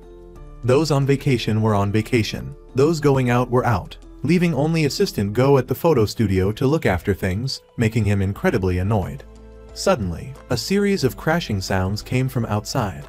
He ran out to find the room's contents smashed and scattered by a mysterious figure shrouded in black smoke, who kept asking, "Where is the camera?" Terrified, Assistant Go scrambled back into the room. Luckily, the evil figure couldn't follow him inside. The next morning, Kaiju woke up and couldn't find Bomb anywhere, so he rushed to look for her. After finishing a photoshoot and returning, he saw Kaiju. The girl immediately ran towards him. All the events, from the picture she drew to the scene of her running towards him, played like a slow-motion film in the male lead's mind. After she showed him the scar on her arm, Kaiju was even more certain that this was the little ghost girl who came to the photo studio 12 years ago. The reason she didn't remember anything was because she only visited the studio believing she was dead, so she wasn't conscious. Fate works in mysterious ways. It seemed like they had lost each other, but now they were back together. Moreover, thanks to her daily haunting of the studio, he no longer had time to dwell on his troubles. During the days Kaiju was missing, after discussing their situation, they held hands, hoping to stay together for a long time, then smiled. The scene shifts to a long-haired man, just released from prison, returning home. After showering and stepping out, he's suddenly attacked from behind by a masked figure who slits his throat. After struggling for a while, the unfortunate man is ultimately murdered and hung in his own home. Kaiju bids Han Bomb farewell and returns to the studio, only to find the police have surrounded the entire area. He learns that last night they received a report of a masked cat killing right in front of Kaiju's house. After hearing Assistant Go recount how the evil spirit had come looking for him, Kaiju realizes his remaining days are numbered. He goes inside to clean up the mess, afraid Bomb would worry if she knew. He tells Assistant Go to lie and say it was a burglar. The scene changes to three people tearing open instant coffee packets, preparing to open for business, when the ghost of the man in the blue shirt walks in. He says that the person who framed him yesterday has now murdered him, and he wants to meet Prosecutor Han Bomb to tell her who the real killer is. Detective B recognizes this Kim Jun-chin as the murder suspect in a case that rocked the nation a few years ago. However, upon realizing his memory only goes up to 2019, while it's now 2023, he goes berserk, smashing everything before leaving. Kaiju explains that if a ghost wanders on the path to the afterlife for too long, their memory becomes confused, and worse, they can turn into an evil spirit.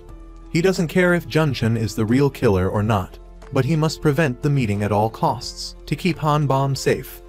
Meanwhile, Han Bomb goes to print out photos to hang in the studio, but Assistant Go stops her, explaining the whole story about the curse. She immediately runs to find Kaiju, asking, "Did you ask me to take your funeral photos?" leaving him speechless. After learning her boyfriend is going to die, Han Bomb insists he open the door and let her in. Inside, she finds a calendar on the table, marked with the days he has left to live and the date of his ascension. She bursts into tears, even though Kaiju tries to comfort her, saying meeting her was a miracle, and maybe they could stay together longer. However, Bomb blames him for not telling her, for at least sparing her from taking his funeral photos, then leaves. Kaiju, slowly returning to the studio, encounters Detective B, who brings Kim Jun-chin's case file. He's been arrested for robbery and murder. Despite clear evidence, it's a rare case that the prosecution indicted after only 3 weeks. Immediately after being released on bail, curly-haired Kim is found hanged in his own home. The police conclude it's suicide. The reason he was released was because someone filed a complaint questioning the fairness of Kim Jun-chin's case on the prosecution's internal message board. Lawyer Han, formerly the prosecutor in charge of the trial, was the one who wrote the complaint. After discussing everything, Kaiju decides they must first find Kim Jun-chin and bring him back to verify if he's the real killer. If he doesn't accept his death and becomes an evil spirit, he'll harm more people. Upon returning home, curly-haired Kim finds his mother ill and his sister unable to marry because of him, causing him immense heartache and tears. Jun-hee, following behind him, witnesses her failed fiancé mocking her for having a murderer for a brother, and in a fit of rage, she transforms into an evil spirit, causing an earthquake throughout the building. Kaiju and Detective B, coincidentally nearby, rush to catch Kim Jun-chin.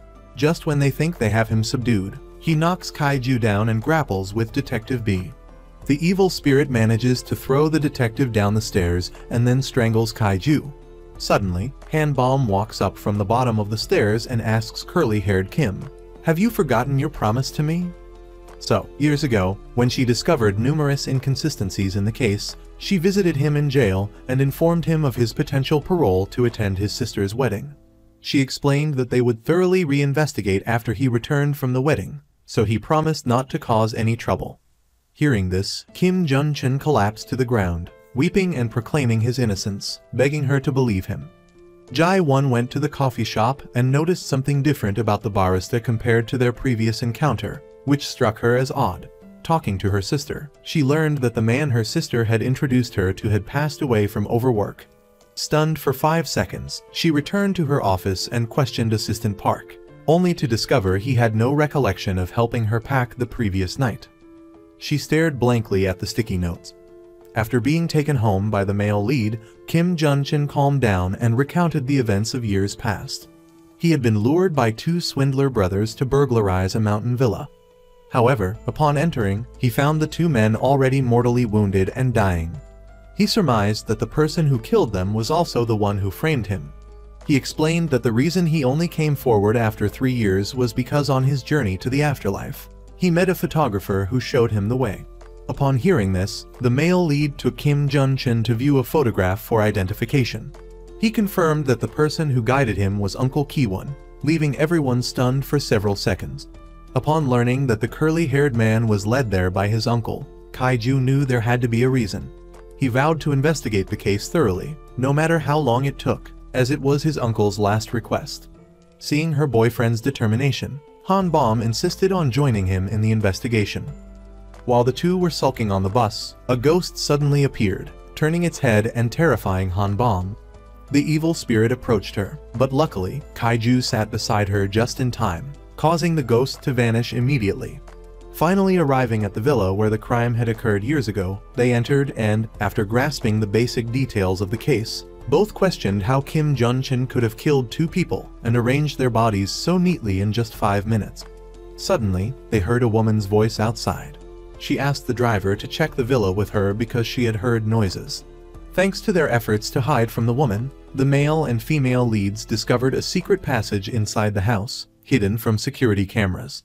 Returning home to review the initial investigation report, it clearly stated a door connecting the backyard to the kitchen, yet the report Han-Bom received contained no such information, indicating that someone had intentionally deleted it. After investigating the police officer and prosecutor in charge of Kim Jun-chin's case, Officer B discovered an anomaly. Both individuals involved in the same case had resigned and joined the same law firm simultaneously. Further investigation revealed that the person who facilitated their recruitment was Justice Minister Lee Hono, the same person who ordered the investigation into villa owner Kim Song-soo to be halted. To aid in their investigation, Jae-won paid a substantial sum to have the sticky notes from the previous day rewritten identically. When Han-Bom confronted Lee Hono, he warned her that whoever he deemed the culprit would be the culprit, then turned away. Meanwhile, Kaiju, upon learning his time was nearing, sadly packed his belongings, imagining his deceased uncle's appearance and tearfully confiding in him. After 749 days of investigation, Jae-won finally realized that the ghost in the office and the man she went on a blind date with 3 years prior were the same person. This, coupled with his assistance, struck her as incredibly strange. Han-Bom, returning home, vented to her best friend, receiving a comforting hug and the advice to run away if things got too overwhelming, leaving her deeply moved. Officer B, following his wife, witnessed her moving alone and realized how much he had neglected her. Amidst this touching moment, the florist arrived, disrupting the mood and causing the lights to flicker. Jealous and hot-blooded, Officer B pulled his wife aside, declaring he would never abandon her in times of need like that officer, urging her not to push him away. Elsewhere, 2 officers were escorting a criminal back to the station when a dark cloud of smoke descended, transforming into a demon that possessed the criminal. His eyes turned pitch black, and he overpowered both officers, snatching the keys and unlocking his handcuffs before fleeing. Seemingly controlled by an evil force, he sought out the male lead, intending to kill him. Fortunately, the male lead struggled fiercely, broke free, and ran. Han Bom went to find Kaiju, but he wasn't home. Looking at a map, she seemed to remember something and rushed off to find him. Meanwhile, the unlucky Kaiju tripped and fell while running, allowing the possessed criminal to catch him and hold a weapon to his throat. Witnessing the transformation, Kaiju realized more than one demon inhabited the body. Just as he was about to be struck a fatal blow, Han Bom arrived, intervening just in time. To shield her from the attacker, Kaiju embraced her, intending to protect her with his body.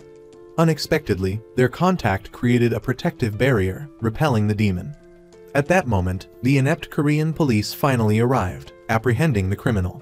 Despite their heartfelt embrace, Bom turned sulky, forcing Kaiju to apologize profusely. After a while, she tearfully pleaded with him not to die and leave her alone, promising not to run away or leave his side. Hearing this, Kaiju held her tightly, vowing to fight until his last breath and never abandon her. It turned out that since falling in love, Kaiju had written a wish on a piece of paper, hoping to live until he was 36. Determined to find the real culprit and protect his loved ones, he refused to let Bom be oppressed any longer. Simultaneously, Minister Hono insisted the prosecutor had followed proper procedure, declaring Jun Chen the sole perpetrator. Unexpectedly, seeing this news infuriated him. Kaiju confided that this wasn't his first near-death experience with demons. Whenever he felt close to death, something would appear in his mind. This was the first time Bom's face had appeared, and he still had so much to do with her. Suddenly, he received a message alerting him to an emergency. Jun Chen had gone to confront Hono, but Nam Gu intervened, urging him to trust the cafe owner. Just as Hono got into his car, he received a message from Inb, threatening to expose his secrets to the opposition party if they didn't meet. As Jun Chen prepared to search for him, Assistant Go arrived, reporting that Hono had taken the bait and Inb was en route. An hour earlier, Assistant Go had swiftly snatched Lawyer Inb's phone and sent the threatening message to the minister. Before leaving, he returned the phone. Soon, both arrived at the meeting. The lawyer accused the minister of forcing him to delete the backdoor detail from the investigation file to close the case quickly. Hono denied it. Unbeknownst to them, their conversation was being recorded. Suddenly, the car sped off, terrifying both men. When the car finally stopped, Inb quickly left, and Kaiju took his place. He then retrieved the phone and played the recording. Jun Chen arrived, wanting to clear his name and prove he hadn't committed suicide. Hearing this, he laughed mockingly, thinking Kaiju was playing some kind of ghost prank. Then, he said he would send the recording to the press. Public opinion, he declared, is the most terrifying court. He added that many people wanted to help Jun Chen find justice. After saying that, he left. Kaiju suspected that someone had planned Hyun Hui's murder and Seong Ti's framing from the very beginning. He then invited Jun Chen for a few drinks, thinking that he had been wandering in the afterlife for 3 years and probably hadn't had a proper memorial meal. Overcome with emotion, he crushed a glass, accidentally injuring Kaiju. He guessed that Jun Chen must have suffered much injustice while he was alive. Kaiju then confided that the person who brought Jun Chen to him was the uncle he had been searching for 20 years. He thought his uncle had gone somewhere, and by the time he learned of his death, they could no longer meet. At that moment, he felt that his uncle hadn't abandoned him. After saying this, he burned a piece of paper, the article Han Bom had written and posted on the internal news site. Back then, she had risked everything to help Jun Chen, and Kaiju promised to find the culprit. He advised him to trust Han Bom one more time. Han Bom heard the recording Kaiju sent, reminding her of the time he had wanted her to drop the investigation. But she couldn't and chose to fight back. Suddenly, she received a call from Kaiju. As she arrived, she received an unexpected hug and praise for her efforts. Meanwhile, Na Rai had moved back to her mother's house. When the room was empty, Nam Gu entered, looking at photos and keepsakes. Kaiju met Jun Hee and told her to go to the photo studio to see her brother one last time. The girl, disbelieving, wanted to leave, but he said the first time Jun Chen stole was to give her money for a trip, and the second time was for her dowry. He then told her that today might be the last day she could see her brother. That evening, Jun-hee not only came alone but also brought her mother. Worried about her son's attire in the afterlife, she brought him a suit. Jun-chin then put on the suit and sat next to her. After the first photo was taken, Jun-chin reunited with his family in happiness, tears, and hugs. Before the last photo, Jun-chin thanked everyone for their help.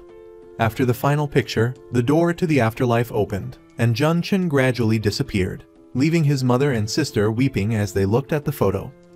Finally, the work was done. Han Bom wanted to see Kai-ju's mark. She was surprised to find it identical to hers. After her accident, she thought the scar and the incident with the camera were somehow connected. She would try to remember, hoping it would help him break the curse. At this moment, Jae-won, seeing the young couple's affection, decided to go on a blind date, abandoning Assistant Go. He immediately spruced himself up in expensive clothes. Meanwhile, Kai-ju, despite hating exercise, diligently jogged.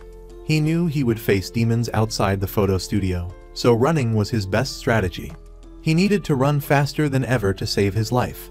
Suddenly, he received a notification about a deduction from his account and yelled, summoning Assistant Go. He found him crazy for buying nice clothes when he himself couldn't afford to. But he couldn't do anything since the money was already spent. Han Bom arrived, complimenting his nice suit. Jun-ho was being bullied by his boss when Assistant Go borrowed his body to punish the boss and dragged Jun-ho away. While he was distracted, she slipped a talisman into his vest pocket to trap his soul in the body. 10 minutes passed, and he couldn't escape, so he confessed everything. Jun-ho was stunned to hear Sung-ho say he didn't want her to leave him. He jumped, and the talisman fell out of his pocket, freeing him.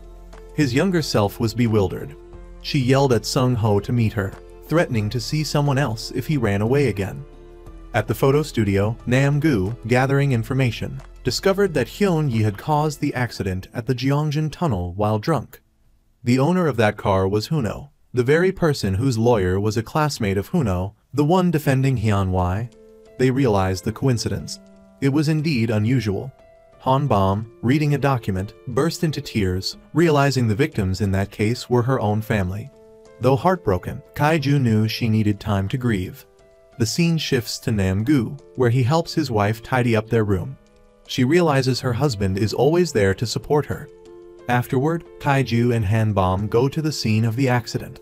Memories from that day come flooding back, terrifying her. She remembers Uncle Kai appearing there, saving her, but then getting hit by another car. It turns out the accident wasn't just one, but two. She tells Kai-ju everything. Han Bom has remembered the moment of the accident, Uncle Kai coming to save her, saying he was on his way to the other side, wanting his niece to live longer. He gave her his camera and ran to get help. Suddenly, another car came and hit Uncle Kai-ju. He then went to retrieve the phone. Luckily, she managed to escape in time, then collapsed from exhaustion. Suddenly, the camera left a mark on her hand. Back in the present, she cries sadly, knowing that Uncle Kai-ju died saving her. He, not wanting her to blame herself, says that Uncle Kai was already planning to go to the other side, wanting him to live longer. It was thanks to Han Bom that he learned the truth. As he brings her home, he mentions how she had tormented him for 2 months. How could she remember everything except that? He hugs her and comforts her, hoping she will forget those terrible memories and focus on the beautiful memories they share. Naj goes to the temple, crying, feeling guilty that her husband can't move on. They apologize to each other, even though they know the other can't hear. Han Bom discusses filing a request to disclose information with Jun-hai. The minister receives news that Han Bom has filed a request to disclose information about the murder at the villa and the death of Kim Jun-chin. She also requested the disclosure of information regarding the Gyeongjin Tunnel accident 20 years ago, as she is the surviving witness. Hearing this, he orders her to be monitored and reported on if anything unusual happens. At the casino, a hardcore gambler, in debt and unable to contact Huno, gets beaten up by some art-loving thugs. Meanwhile, Sung-ho is about to text Krat when Kai-ju brings out a pile of books, making him study them. Whether it's a road or a door to the other side, he has to read it all. Sung-ho is jealous that he and B have to read all those books. Kai-ju learns that he is looking for Seong-su, likely ambushing him in Gangwon-do. He realizes the person he's looking for is the gambler getting beaten up and helps him out. When Kai-ju sees Sung-ho using a pet name with Han Bom, He publicly declares they are dating, surprising assistant Ji. He has to study all these documents just to fulfill 32 wishes before leaving this world. Suddenly, he sees a picture of Jae-won saying she will go get her eyes checked and quickly leaves. He sees Krat talking to another guy and enters his body. She notices the difference and knows Sung-ho has arrived. After talking for a while, they make a clear appointment. Then, the police raid. Sung-ho finds Junchin's mother. Seeing the photo they took a month ago, she is shocked. Only now does the police realize that photo studio takes pictures with ghosts. At the same time, Hanbom receives an email from the police. Although they rejected her request, she is determined to see it through. At the photo studio, Kaiju looks at the diary and learns that Hanbom likes to ride the Ferris wheel to see her parents. After a long time reading the documents, neither of them has found anything mentioning the path to the other world. After work, Sung-ho excitedly went on a blind date. But in true bizarre Bin Duong fashion, every 10 minutes he transformed into a different person. That's the reason Jae-won had the opportunity to date various, unique interfaces, truly a memorable experience. At the photo studio, Hanbom went to borrow the diary that had notes about her and then invited Kaiju out. Back to the couple, Sung-ho was preparing for his first kiss when suddenly the phone rang, causing him to rush off. Afterwards, Sung-ho was furious, complaining, "Why did the time run out at that exact moment?" Suddenly, Kaiju and Hanbom arrived, followed by Jiu. These four young people unexpectedly met here. Only then did they realize that two couples had formed without them knowing. On the other side, Seong-soo took a taxi and unexpectedly got into Nam-gu's car. At the photo studio, they brought Diyu so she could understand what was going on. Although it was hard to believe, she had to accept the truth. This was a place that took pictures of ghosts. Not long after, Nam-gu returned, saying he had brought Seong-soo, which frightened Jiu as there was another soul she couldn't see. Later, Kaiju went to meet the man and told him Junchin wasn't the murderer, but the crime was caused by another force. He gave him a business card and said if he wanted to save his life, he should reveal what he knew, causing him to run away in fear. On the way back, he called the minister's secretary, threatening to reveal everything if he didn't receive money. Inside the room, the two girls shared their crashes with each other. Nam-gu went to see Kaiju, asking him to burn some photos and belongings. He was ready to leave, and the person he wanted to take a final picture of wasn't his wife, but Gu Min-han. To regain her memories, Hanbom opened the diary and read it. Only then did she remember her mischievous acts, just as Kaiju had said. And when he was 15, he still cared for her with grains of salt. She realized what he had done for her was true. Afterwards, she responded with a kiss and happily said she remembered everything. The next day, she received an invitation from him to ride the Ferris wheel. Meanwhile, he and his two teammates were looking for Seong-soo. Unable to contact him, they went to the address he had sent. Sung-ho checked each apartment but found no clues. While searching, a security guard suddenly appeared, forcing Sung-ho to possess him. Taking this opportunity, he went down to the security room to check the cameras, while Kaiju continued searching.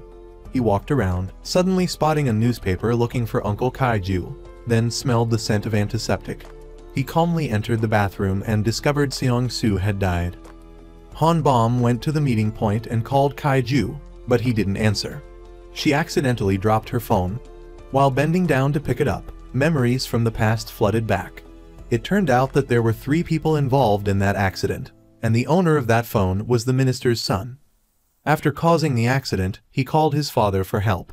She immediately called Kaiju, but before he could answer, Officer Lee appeared with an evil spirit. Seeing him not answer made her feel uneasy, so she ran to find him. Finally finding him, she ran to hug him, but she went right through him. She realized at this moment he was only a soul, while Kaiju apologized for not keeping his promise. In the ambulance, his vital signs were gone, and the phone was still holding her call, displaying his contact name, Bomb. Just a day before, this young couple sat imagining a future like any other. He confided, "I've never been celebrated for my birthday because it's taboo in my family, but this time, Hanbom promised to throw him a grand birthday party." Yet, the next day, he faced the enemy, the one who murdered Uncle Koo. Rewinding to the past, Seong-ho was a notorious playboy, always accompanied by 2 other men. While driving, they tease each other, saying Seon Ho had multiple personalities, prompting him to accelerate, causing an accident that crashed into Dong Su's family car, Dong Su being Han Bom now. At that moment, he grabbed his phone, intending to call his father for help, but was startled by Han Bom's mother, causing him to flee and drop his phone. While escaping, he realized he'd left his phone at the accident scene. When he and his accomplices returned, they saw Uncle Kai Yu offering assistance, and Seon Ho deliberately hit him to eliminate the witness. After the incident, the two accomplices blackmailed Seon Ho, forcing him to devise a way to eliminate them. He concocted a plan for them to break into the Angan villa, owned by a distant relative, to steal all the assets. Then, they would lure someone else there to take the fall, and Junchen was the chosen one. That night, they went to the villa as planned, opened the safe, and found piles of gold and cash. The two men rejoiced, thinking they'd hit the jackpot, but Seon Ho tricked them into drinking drugged wine. Once they were asleep, he murdered them, then used their phones to lure Junchen in to take the blame. As he left, Seon Su happened to see him and subsequently blackmailed him. But her fate was no different from the other two. As Seon Ho was about to kill Seon Su, a mysterious force intervened. Looking in the mirror, he saw himself possessed by a demon. After recounting the past, Kaiju and Seon Ho engaged in an intense fight. Unfortunately, he was stabbed in the stomach by Seon Ho, but managed to escape to a crowded area. Han Bom wept as she saw his soul fading.